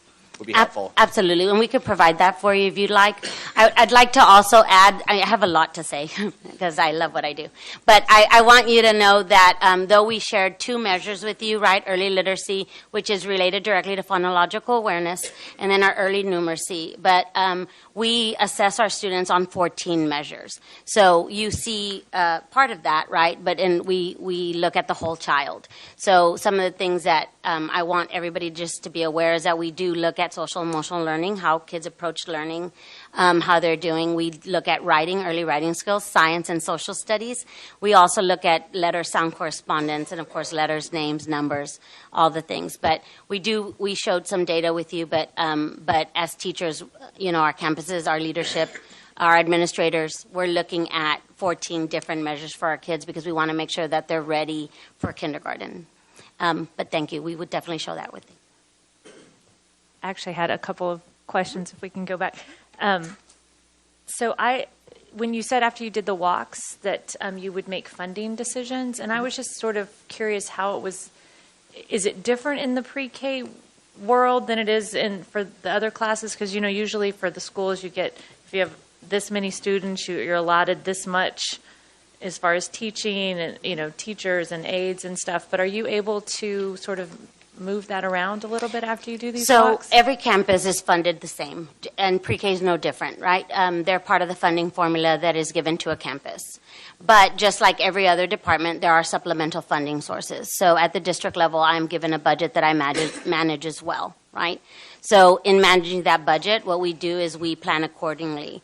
Because we've expanded our program, right? We've gone from, I think when I started, 21 classrooms to 33 to now 59 classrooms. We want to make sure that we ensure equity across the district, right? And so when a child and a family approaches a classroom and they're in the hallway and they're able to see 2 to 3 classrooms, right? On some of our campuses, we've gone from 1 teacher to 5. And so what we want to ensure is that it doesn't matter which classroom they go into, they're going to have that amazing experience, right? And they're going to love every classroom they walk into, not be like, oh, that's the new class that just opened, so they don't have that much stuff.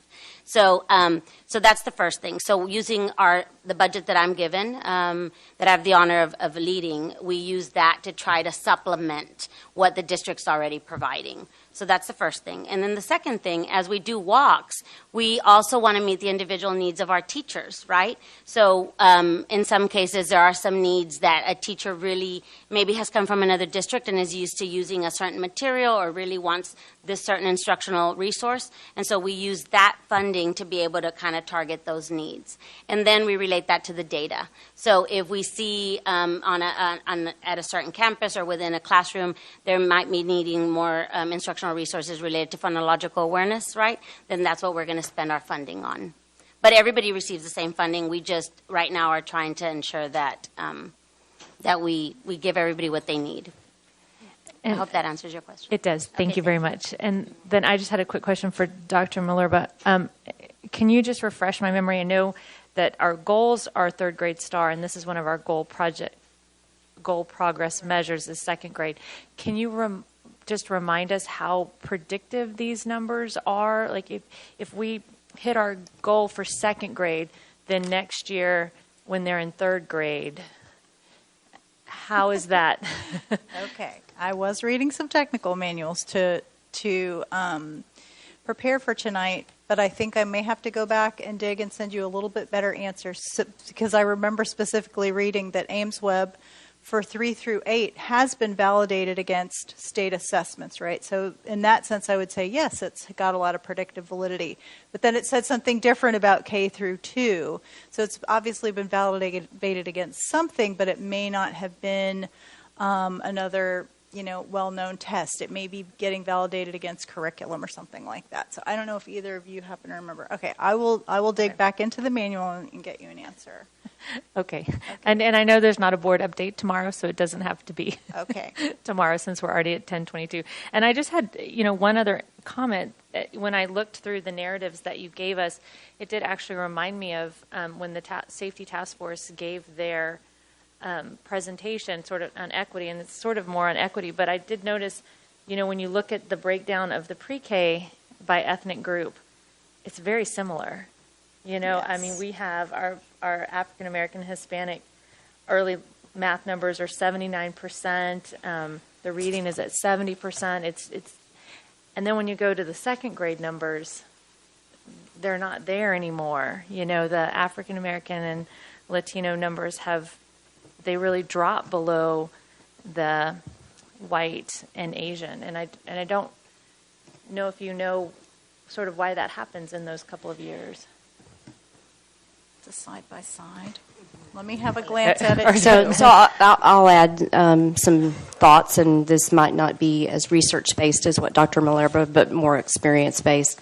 A couple of things to remember. The pre-K assessment is criterion-based, and so I think she referred to it as you tabulate off. So basically what you're doing is you're measuring kids against specific skills that have been taught. It's like a yes-no. Are they able to hold a book the right way, up or down? Do they know pages that flip this direction and so forth? Can they identify letters? So it's a little more specific to tasks that are taught in pre-K. You're looking at a different test in that you're looking at a nationally normed screener when you're talking about Ames Web. So those two results where you're looking at the pre-K, you're looking at things that kids have been taught within the classroom, and those are directly assessed on that criterion-based assessment. That's what I believe to be a little bit of it. You also know that we've had the full-day pre-K in place at all campuses. This is our first year, and at some campuses last year. And that does definitely help narrow the gaps and close the gaps that we see in students.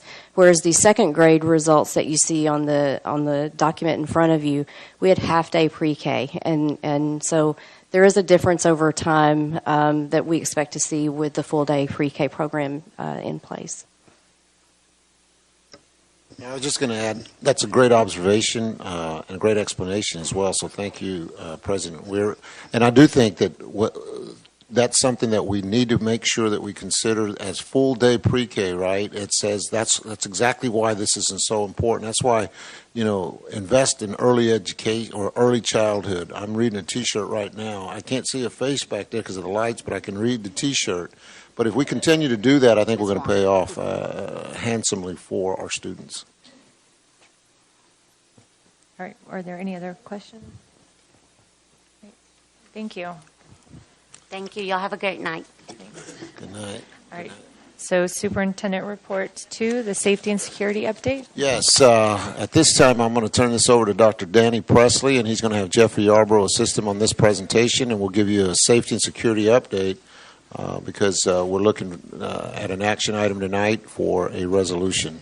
But without further ado, Dr. Presley. Thank you, Dr. Flores, President Weir, trustees. Tonight we wanted to kind of bring you up to speed on where we are with the process of looking at developing a police department. There's also an action item tonight which involves the approval of a resolution that gives clear direction of the district to go ahead and continue that process. One of the big pieces is our TCOL application that Mr. Yarbrough and his team have worked very hard on in getting all the pieces in order. But in order to move forward with that, you actually can't you can't make a TCOL application to start a police department without a resolution of the governing body. And that's why that's an action item tonight. So tonight I'm going to ask Mr. Yarbrough two pieces really. One, to kind of go through the chronology just to remind everyone of where we've been and where we've come to and where we are now. And the second part of that is talk about the safety committee. We, as Round Rock is in a lot of ways ahead of other districts in many ways, we've had a safety committee for a long time in the district. But that safety committee is changing the configuration of it, who serves on it. So he's going to talk a little bit about that tonight too, as we need to meet the new legislation that passed to make sure we're in compliance with the law on how our safety committee will change moving forward. So with that, I'll turn it over to Mr. Yarbrough, and he can go through sort of the chronology and where we are now with our application process and the development of a police department.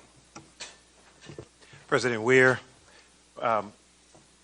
Flores, members of the board, thank you for this opportunity to bring this update to you regarding the police department, the Round Rock ISD Police Department formation process. I know that Dr. Presley mentioned that we were going to go through the chronology, and I think it's very important for us to explain to you the series of events that actually got us here. Many of us already know that because you were a part of that process, but there are members of the community that I think will find this very, very informative. We know that back in March 29, 2017, Round Rock Police Chief Alan Banks provided us with a letter letting us know that he would no longer be participating in the SRO program. Round Rock Police Department would not be participating in the SRO program after June 2021.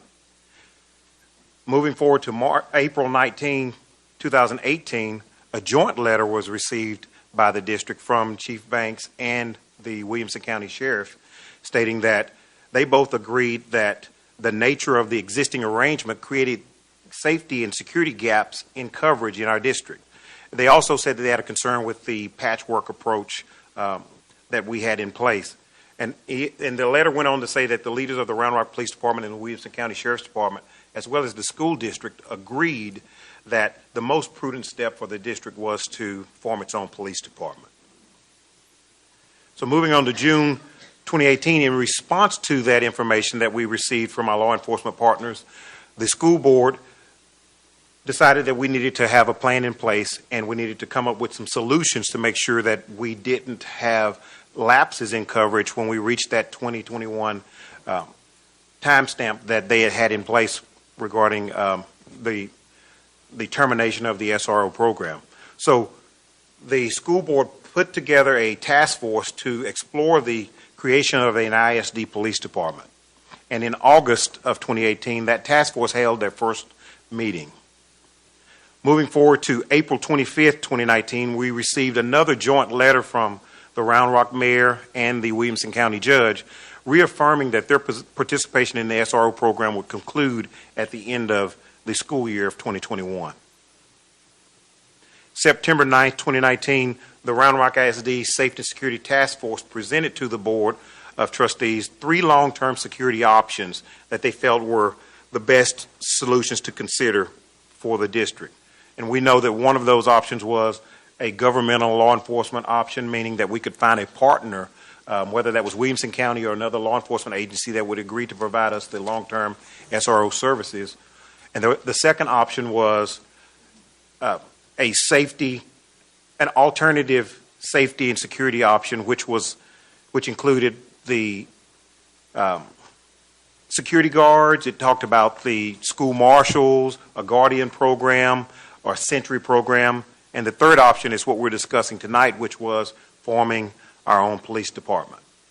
In September of 2019, actually September 24th, the Williamson County Commissioners met and approved by a vote of 5-0 an interlocal agreement saying that they would continue the law enforcement services with regard to the SRO program for the district, but they would not agree to continue those services after June 2021.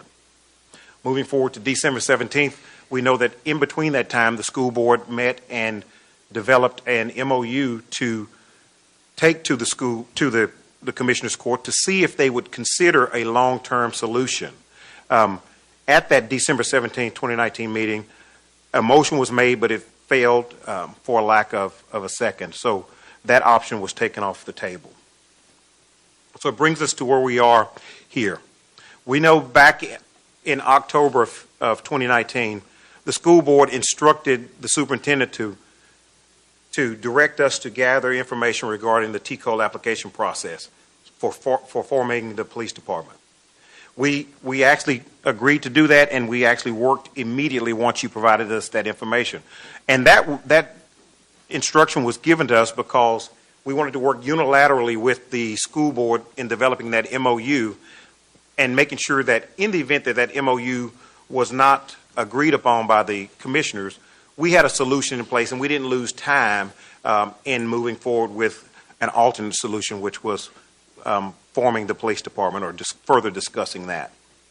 So once we received that directive from Dr. Flores, we actually met and we reviewed the TCOL application process again, and we also drafted a justification letter stating the need for the police department, which is one of the requirements that the TCOL application asks us to provide. We also drafted a proposed hiring and officer transition plan because we wanted to make sure that we had a successful plan in place for onboarding and hiring new officers while we're transitioning out officers from the Round Rock Police Department, the Williamson County Sheriff's Department, and ACC. We reviewed a proposed list that was created and provided to the task force regarding the physical resources, and we reviewed that to make sure that the equipment that we had initially identified was sufficient for officers when we bring those officers on, and we wanted to make sure that equipment was also capable of providing the highest level of safety to both the officers and our campuses and our students. We also drafted a proposed administrative structure, which is also a requirement of TCOL and the application process. The board met December 19, 2019, and they voted to move forward with the formation of the Round Rock ISD Police Department. And they wanted us to continue working with the transition with Round Rock Police Department and the Williamson County Sheriff's Department as we moved forward towards that June 2021 deadline. And in response to that, what we did was we drafted the required procedures regarding the governing policies that that TCOL asked for in the application process. And some of those procedures that they asked for are the use of force procedures, the vehicle pursuit, professional conduct of officers, domestic abuse protocols, response to missing persons, supervision of part-time officers, impartial policing, eyewitness identification, and evidence collection. So we've drafted those procedures, and we're prepared to make those a part of the TCOL application when we're ready to file that. We also drafted MOUs for the agencies that have overlapping jurisdiction. We're required as a law enforcement agency under Texas Education Code 37.081, we're required to have MOUs with any agency that has overlapping jurisdiction, meaning wherever our district boundaries are, whether that's the city of Austin, that's Travis County, Round Rock, and Williamson County, we have to have MOUs in place that define the communication and the collaboration of efforts when you have a situation. For example, if something happens at Walmart in Round Rock, that is not our jurisdiction, and if we have that information, we ought to pass that information on to Round Rock. And vice versa, if something happens on our campuses, they understand the jurisdiction, and we're the ones that would be dispatched to address those concerns. So the MOUs actually lay out that language clearly. And so we've drafted that, but we also drafted interlocal agreements so that we could take that information out to our law enforcement partners to try to find a viable dispatching solution that would meet the needs of our district. So the next steps, based upon where we are with regards to the chronological series of events and what we've done at the direction of the board, we're at the point to where we need the resolution. We've brought the resolution to the district, and we need you to consider that resolution to authorize the formation of Round Rock ISD Police Department. And in response, what we will do is complete the TCOLE application process. And that will allow us to submit the draft MOUs to those law enforcement agencies that have law overlapping jurisdiction so that we can have the discussions and flesh out the language to make sure that all entities involved are satisfied with the language, and we can have those MOUs signed. We also will be able to have those discussions with regard to the dispatching solutions with those law enforcement entities that may be able to provide us the service that we need with regard to dispatching. And lastly, we will work with our HR department to develop a staffing model that helps us to hire and onboard those new officers and transition out officers from our partner agencies. So with that, are there any questions about this before I move on to the Senate Bill 11 update? I actually had one quick question. I don't know if anybody else. So the TCOLE application and sort of the district responses that you had on page 6 and page 8, are those things that the board or the public can review? Is that information available if people are 6 and 8? Curious? Yeah, page 6 and 8. Just where are they? Yeah, so like the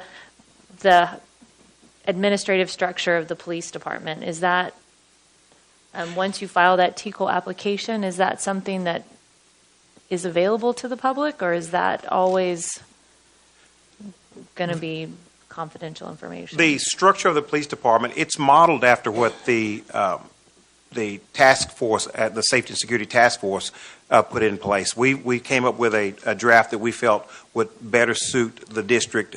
They had one that was completely built out, and so we developed one that we feel would meet the needs of Round Rock ISD. So that's what we would submit to TCOLE. Now, I'm not sure, legal would have to give me some advice on whether that information could be released before, or because once it's with TCOLE, they're the ones that would be the custodians of that information that we've submitted. I guess that's my question. Like, once it's with TCOLE, or even with us, like if someone from the task force came and said, hey, I want to see if they're following our recommendations, sort of how that would go about. I didn't know if the TCOLE application was public, if you could do an open records request for the TCOLE application, if people wanted to see that, or if the board was interested in seeing it. Yeah, with the public, my response would be that just like with any document, they would do an open records request for that information. Okay. If people are watching, I Yes, just ma'am. want people to know where they can go, and if they don't need to send it to Sandra, then they can Yes, ma'am. send it wherever that needs to go. All right, thank you. And I just had a real quick one to say, seeing this, going back up, you said this months ago. How long is it once it gets with TCOLE? How long is that process? Once TCOLE receives the application, they can have that application approved based on my conversations with them in about 30 days. Okay. And I just was looking at the chronology that we went through and the timeline we're working with the city and the county. We know that the clock is ticking and has been ticking.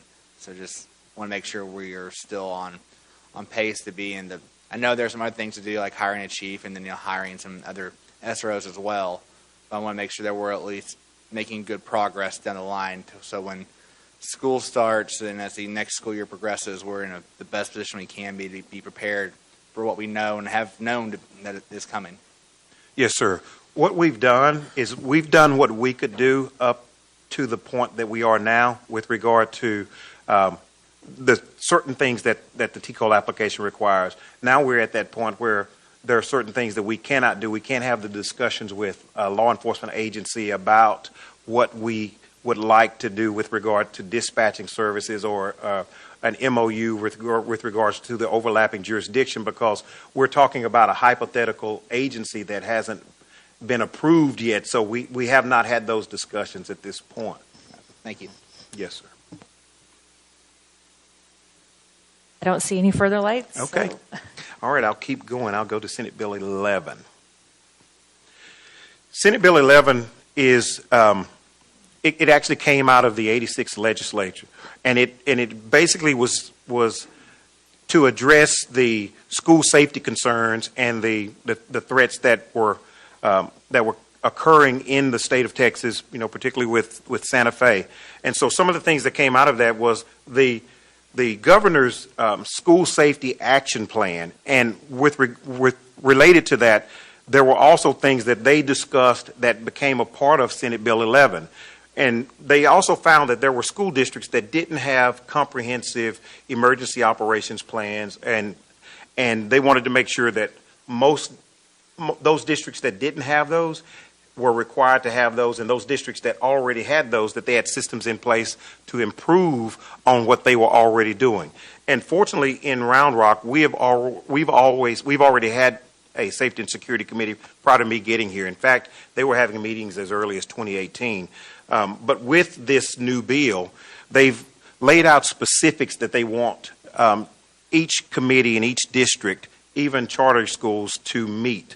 And so they laid out some of the things that they wanted specifically related to the members. They wanted representatives from the Office of Emergency Management, and we've had that already, but we're complying with that now, and we're planning as we build this out to make sure that we're meeting those as well.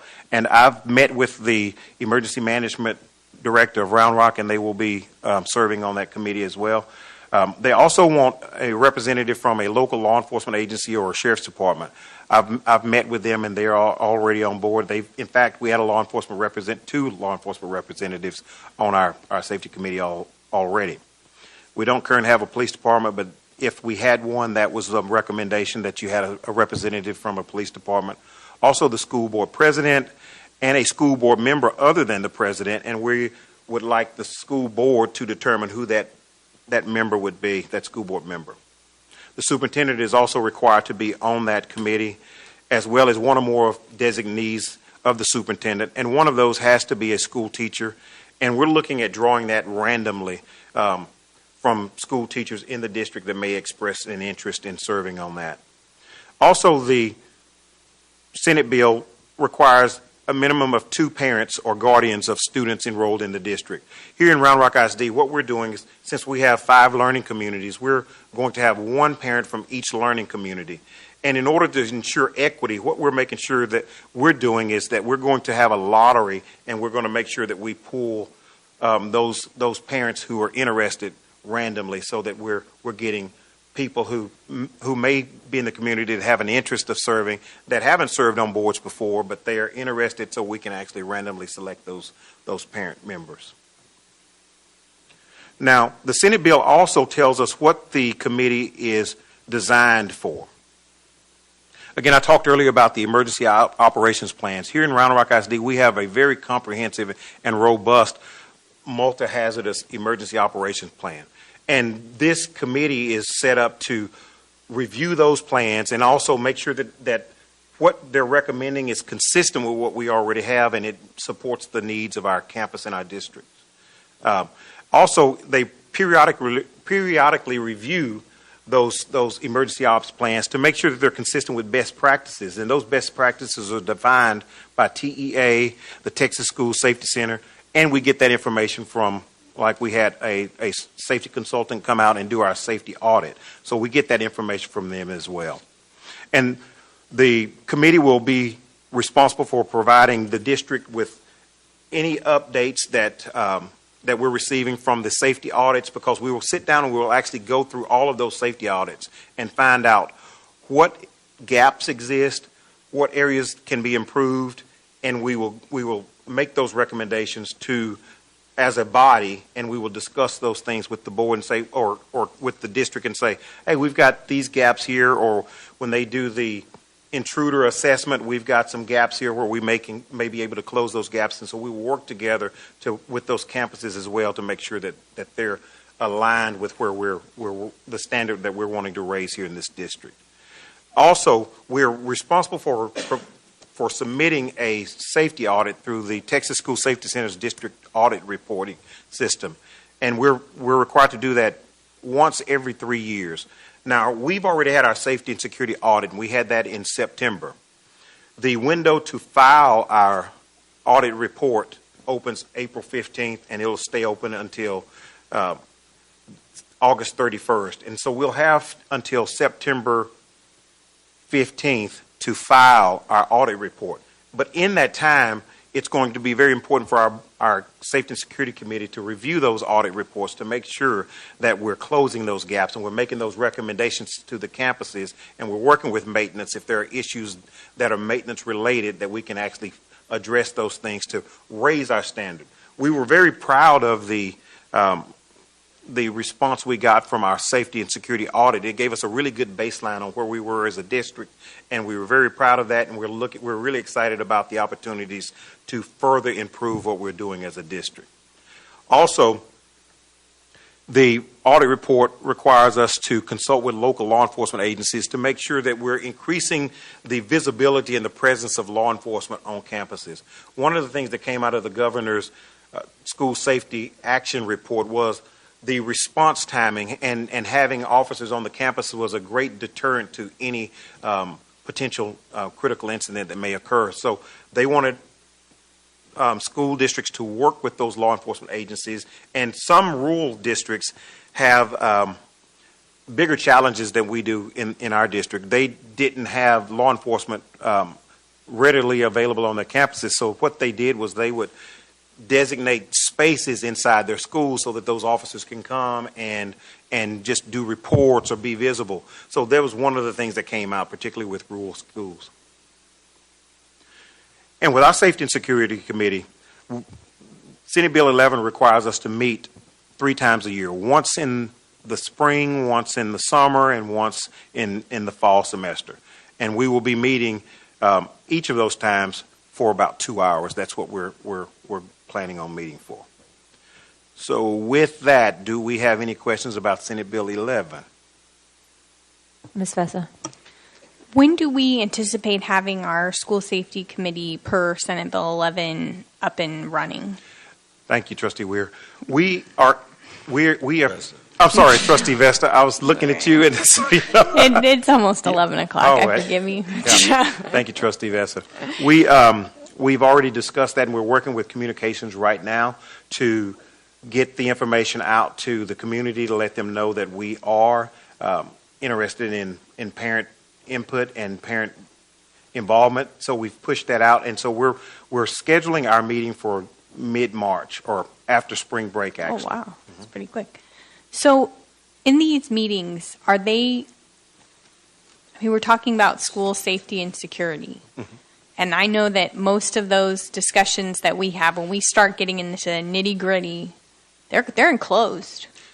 Because if we really want to talk about school safety, we need to talk about sensitive things that if we release publicly could actually endanger our schools to a certain extent, because they would know a lot about our plans and whatnot. So are these meetings open to the public? Are they closed meetings? And is there like kind of a confidentiality agreement as well? Senate Bill 11 requires us to adhere to the Open Meetings Act, and we can go into closed session, and a lot of the information that we will be discussing in our Safety and Security Committee, because of the sensitivity, and when you're talking about the district audit, the safety and security audits, when you talk about that information and the recommendations or the gaps that exist, yes, those conversations have to be held in closed session. Mr. Chadwell. So, Mr. Yarborough, a couple things. One is this a requirement, this number back on page 12, I think it is, maybe it's on 11 or 10, where the makeup of the committees, is that requirement? Because I like the idea of having a random teacher selected. You know, we have a lot of people in this community who are very involved in the Safety and Security Task Force that lasted over a year. A lot of community members that wanted to join were not allowed to or were not picked, and then there were a lot that signed up and didn't show up. So Yes, sir. hopefully there is an alternate juror program. If somebody doesn't show up twice in a row, then we ask them to step off and let somebody else participate, because this is a critical thing. The idea of a 2-hour limit on the meeting 3 times a year, that seems like that's barely enough to just scratch the surface. Is that a requirement, or is that what the law says is a minimum, or is that? The 2 hours is not a requirement. It's a recommendation from the district, and the reason being is we're having parents, you're having teachers, you're having community members who actually work, and when we host those meetings, we're hosting those meetings during the daytime. So we want to be mindful of their time as well, but we think that we can discuss the information that we're seeking during that time. We had some people here from the Bond Oversight Committee earlier, and I think about all the committees, the SHAC Committee, the Safety and Security Committee. I don't remember any of them having, of course, board meetings. We don't have time limits. I'm sure there are people who would like for us to have time limits, but we have a lot to discuss, and you never know until you start the dialogue going about what goes on. So, at least at the beginning, I hope that your conscience is that, and it kind of goes back to what Ms. Weir was asking, the availability of the TCOL application. I want to make sure if it doesn't require a open records FOIA request, that the community can see what you've applied for, and that it's, you're willing to show it to the community, especially that group that spent so much time and spent a lot of time in here and presenting, and they spent a lot of time at the Old Hopewell and various places putting together all that information for us. I just want to make sure there's no discrepancy between those two. If I can add something, Mr. Chadwell, I think the 3 meetings a year, but we would have the liberty to call a meeting if situations arose or there was something that we needed to meet more frequently. And when we discuss the 2-hour limit for the meeting, it's not really a limit. I mean, we can meet longer. But I think a lot of folks what my experience has been, people who are signed up for committees, well, how many meetings are we going to have and how long are those meetings going to be? And so I think that's a target, but I think if the meeting needed to go longer than that, it could, and if it needed to be more frequent, it could as well. And that fits into what I said a few minutes ago at the beginning, was sometimes people sign up and said, hey, I'd like to participate in that committee, and they get on it and they start realizing that's a lot of reading and a lot of time commitment, and they just kind of fade away. Yeah, this is a critical committee for the district, so I think it would be, if they're not showing up, then I think we would have to replace them with someone else. We have to have another drawing to pick someone else. Okay, thank you. Ms. Feller? So, regarding the membership makeup, you didn't mention this, but is there any discussion of having any students on the committee, high school students? And that may not be a good idea given the sensitivity of the information, but just wondered if that had been considered and if other trustees had thoughts on that. But if you could kind of talk about student membership on it. Right. Senate Bill 11 and the requirements for the members, there was no identified position or representative of the student body that was selected to be on that committee.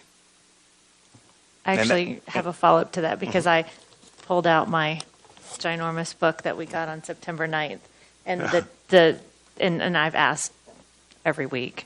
Dr. Flores and Mr. Yarborough know about this committee. And that was one of the recommendations, was students and actually 5 teachers and like a mental health representative and an equity representative. Is there any thought to adding those to this committee? Like, what I think what we're doing is we're blending the lines between 2 committees. The committee that the task force spoke about was an oversight committee for the police department and other things. This is specific to the multi-hazard emergency operations plans, the safety security audits and things of that nature, not specifically the oversight. And that's where I'm seeing the difference between the 2 committees and the 2 recommendations. I guess then my follow-up question would be, is there any thought to creating sort of this committee, this input, they called it Oversight and Planning Input Committee, in their recommendations? Is there any thought to creating something like that? I can't speak to that because we don't have a police department, and from what I remember from the task force meetings, that the oversight and planning was related to a police department, not the safety and security initiatives that the state laid out in Senate Bill 11. My recollection is that they're two different committees. Okay. Well, I think there's a lot of work to be done. So obviously, this is a work in progress, and we'll definitely take as many suggestions. And also, I know you're using and looking at the task force recommendations, but again, those are recommendations. And as far as the actual, whatever we need to be as transparent as possible on an application, that's fine. I agree. But there's also a certain point that we have to submit proposals, we have to submit these drafts and get this back, because time is of the urgency, so we'll need to do what we need to do. And then with Senate Bill 11, I think with these meetings, once we look at these meetings or have a first, second, meeting, we can say, let's add or let's see how we can be more responsive to what we have. But I say it's first things first. We need a resolution.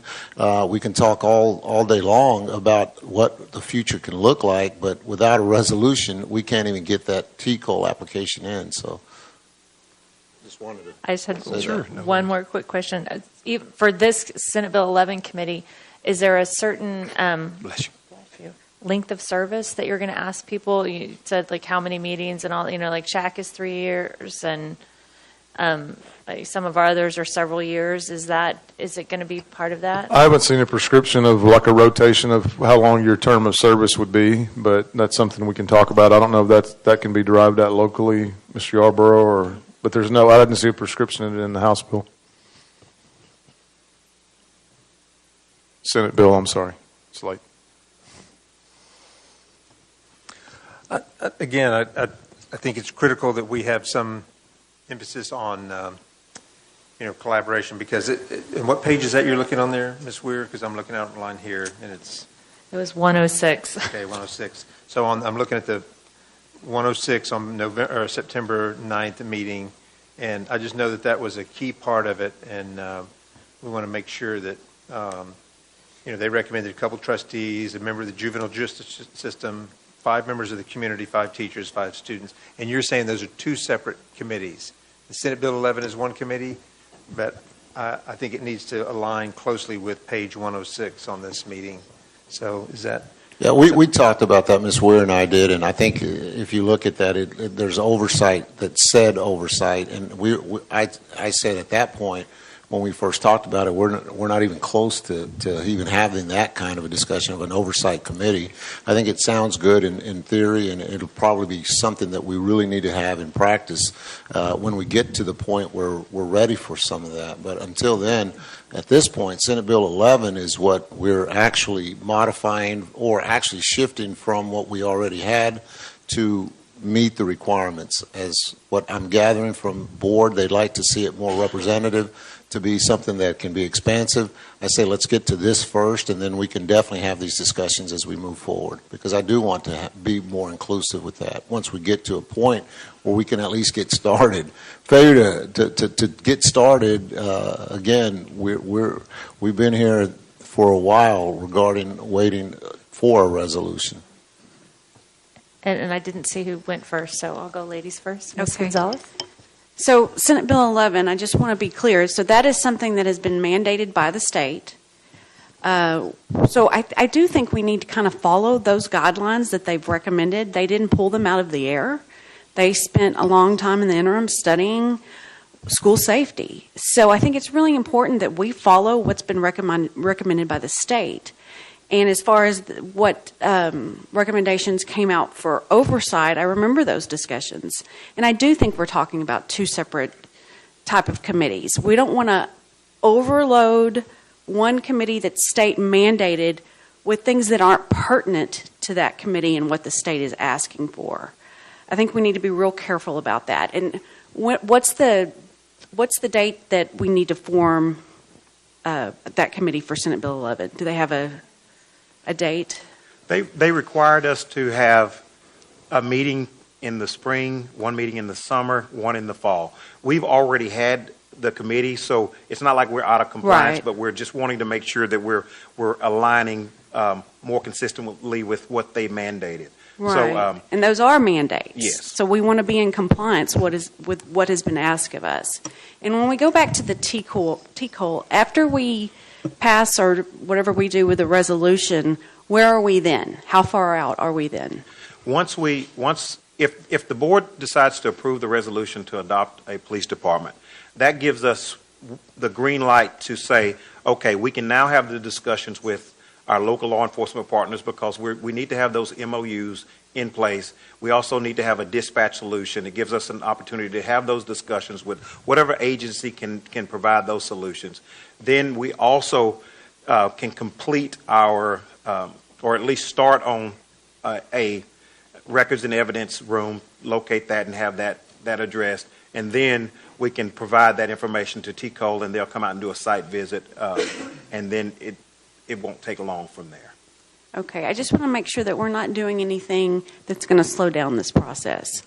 I think we've been in slow motion for a long time now, and we're getting closer to 2021, and the need for our campuses to ensure our parents, our students, our staff, that they're going to be covered is just imperative, absolutely imperative.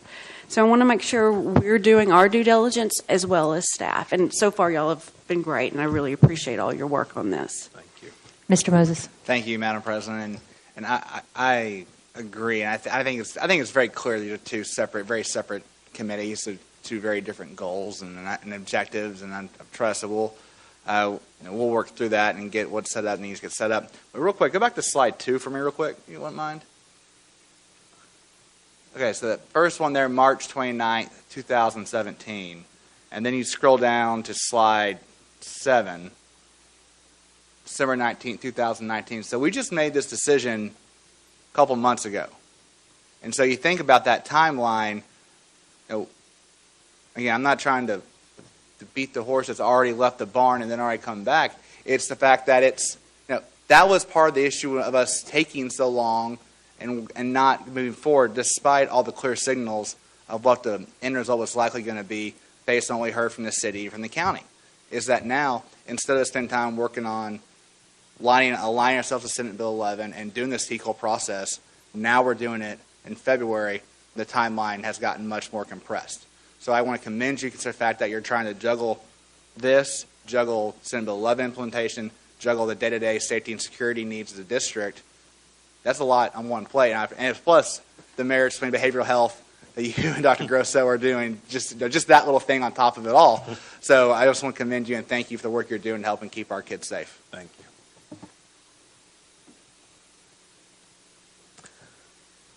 Mr. Chadwell. All right. So, and I'll emphasize that too. I know you're doing a lot. I think when we gave you that vote back in December, you started the process. We had some things we were working on. We thought maybe the county commissioners might consider that, but I think we gave you the green light as early as we could to get started. So now you need a resolution, and this will be another step to get it in there to get the process started. I see the two committees as being very symbiotic. I don't know if they need to be separate, but see them together. And again, that's out of respect for the community, for our community, for transparency and what they want to do. This by no means guarantees that you're going to be the police chief, if I understand that right. What we discussed, and that's going to be a process we're going to go through. We're going to go through a nationwide, or at least a Texas-wide search. So I want to make that.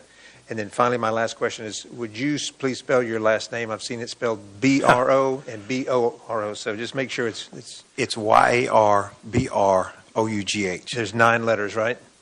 Something like that. Okay. It's a bro in it. Okay. I've just seen it. There's an extra O in there every now and then, and I think I've done it spelled that way too. And so anyway, so you need a resolution right now. You need a vote on that? Yes, sir. That's the next item. That's the next. Yeah, we'll go to that in just a second. We need to, if anyone had any other questions on this presentation. I don't think so. All right, then we will move to action item G1, which is the actual resolution that is needed for the TCOL application. Oh, It's not coming on, but It's Mr. okay. Moses. Thank you, Madam President. Did you do that on purpose? No, I'm kidding. I move that the board adopt the resolution to establish a Round Rock ISD Police Department as presented. Second. Okay, we have a motion and a second to adopt the resolution to establish a Round Rock ISD Police Department as presented. Is there any discussion?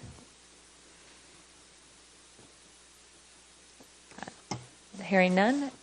All those in favor, raise your hand. All those opposed? Passes 7-0.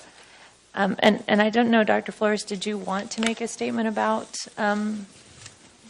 the hiring process? Well, yes, thank you for that. It is 11:05, so I did a little slumber. I'm sorry. But with that, I do think that, thank you for this. The resolution does allow us now to start talking about hiring of a police chief. So one of the things we want to do is we want to have a process, and the board, I think, will agree with me on this, that allows for an outside agency, outside firm, well-respected throughout the state of Texas. We have a couple of options. I'll be talking those options over with the board president as early as Monday with this resolution adopted, and hopefully we can begin that search. And Mr. Chadwell points out it's could be a Texas-based company, but it'll be a national search more than likely. So thank you for that. Thank you. All right, so we will now move to H, action items for consideration by consent. Mr. Moses. Madam President, I move that the board adopt action items H1 through H7 by consent. Second. All right, so we have a motion and a second. Any discussion, Mr. Chadwell? No? All right. Ms. Vessa. One of the things that we're approving is the calendar for the 2021-2022 school year. And the calendar that we're approving is option 2. And I just want to say to all those kids that signed that petition last year, or that we gave you what you wanted. I will say that my kids are super excited. You get the day after Halloween off. Yes. And we heeded your request. So are. congratulations. It is a big topic of discussion. But it's not this coming year, okay? In 2021, you don't get the day off. It's the year after that. We already approved the calendar for this next year last year. So you got to come to school the day after Halloween this next year. You get your reward for all your work, The year after. So hopefully they're in bed and getting ready for school for tomorrow. Well, just to add to that, David Hodebeck has said if that works, then I want to make sure that the day after the Super Bowl is. This is dangerous. So I get it. You got to start a petition, Mr. 10,000 signatures. We'll see what happens. No promises, but. All right, so we have a motion and a second for action items for, by consent, H1 through H7. If there's no further discussion, all in favor, raise your hand. All opposed, same sign. Passes 7-0. All right, so now I1, Board Announcements, Facilities and Finance Committee Report. Ms. Feller. So we, as a board and a district, have been incredibly busy in January and February with all of our boundaries. We did not have a facilities committee in the month of February.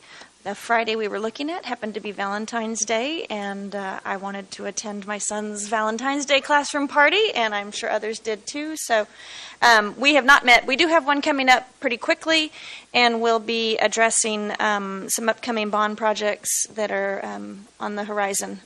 So I don't have much of an update for that. All right, Mr. Moses, the Policy Committee. Yeah, thank you, Madam President. I'll be brief. Our next meeting is March 9th. Is that right, Patty, we said? Yep. Yeah, we'll figure that out. Well, I know. And so that's the plan. I know we have TASB update 114, the hour, messing my number, but it's the big one from the last session. So that'll be one that we'll review and bring that at a future board meeting. I know we're getting on there. All right, so then any board announcements or requests for future agenda items? I didn't see who went first, so Ms. Feller, ladies first. So I have 2 announcements. One, we did very poorly on our LSG minutes tonight. Out of a 4-hour meeting. We spent 30 minutes talking about our goal progress measures, and the rest of it cannot be attributed to student achievement. Necessary things that we needed to be talking about, but we did not do well on that. Second thing that I wanted to address is this coming weekend. Round Rock ISD has an amazing Special Olympics program.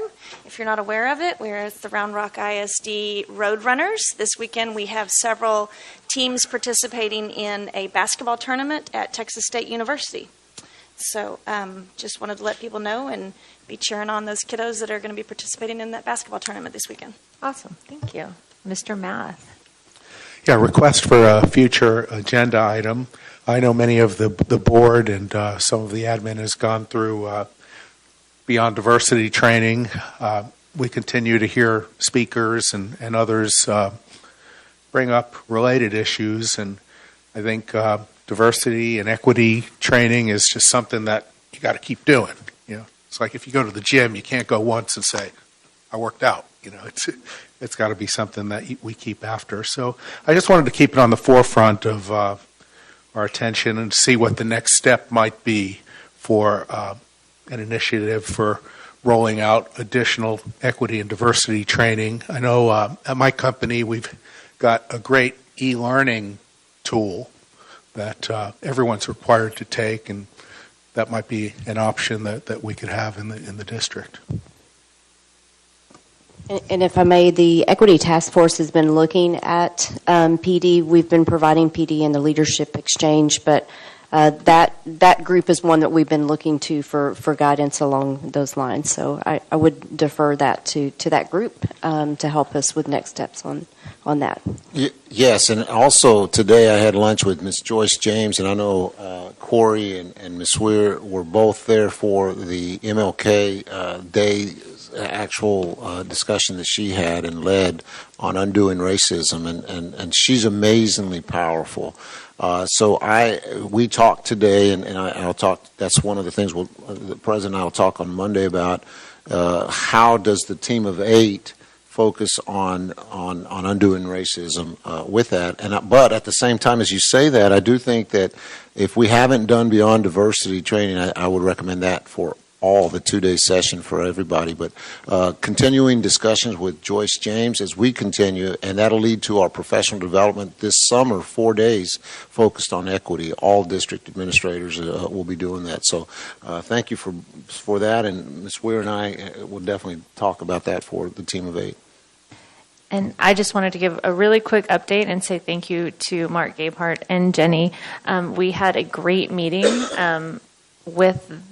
about the message board with both their teams and actually with TASB Legal, and I appreciate, Mark, that you invited them. That was awesome. And Doug was there, and we still have a few kinks to work out, but I think the goal from our group meeting was to have something for the board update next Friday. But it went really well. And if there's no further. Just one more thing. I do think that tonight there were a lot of emotions. A lot of parents spoke passionately about their campuses. What I can tell the community now at this point that, as students transition to new schools, we're going to have visitations. I have Dr. Presley get with the area superintendents, the campus principals, to where parents can come see Jollyville for themselves. And once they have that visitation and some other things done, they're going to see that this is not something that they're going to have to sacrifice anything about. So what we need to do is just come back with a plan to allow for those transitions to occur sooner rather than later, to where they feel comfortable with the decisions made tonight by this board and administration's recommendations. Thank you. Ms. Weir, quick, kind of related to that. As a wrap up, I sent an email to Dr. Presley and Dr. Flores, and then copied Mr. Ponick and Board President Weir today about requesting, because I made a request at the meeting the workshop we had about verification of enrollment of students, and I would like a Q&A added to our website. I did look at FD, local, legal, and regulation, and in there it talks about what does it take to enroll a student at a campus, and it requires a bill, a utility bill, a lease, or whatever. But what I asked for was what is the verification on an ongoing, what happens, what's the time frame if somebody moves out of the district, and technically there's a legal ramification if you falsify a document and you're enrolled in a zone for that campus. And I would just like a Q&A. I'm not asking for an answer right now, but I would like a Q&A added or with the policy put in there that it is clarified. So when people come and say, hey, I think neighbors are going to campuses where they shouldn't be, that there is a policy or process that goes and, to the best of the ability of the district, verifies that students are where they're supposed to be. So I think it's something that we need to look at. If it's one or two kids, it's probably not worth chasing it down. But if it's 10 or 20 or more, and if it affects the capacity of a campus, we need to look at it. So I'm glad you reminded me of that. Thank you. All right, anything else? Then it's 11:15 and we are adjourned.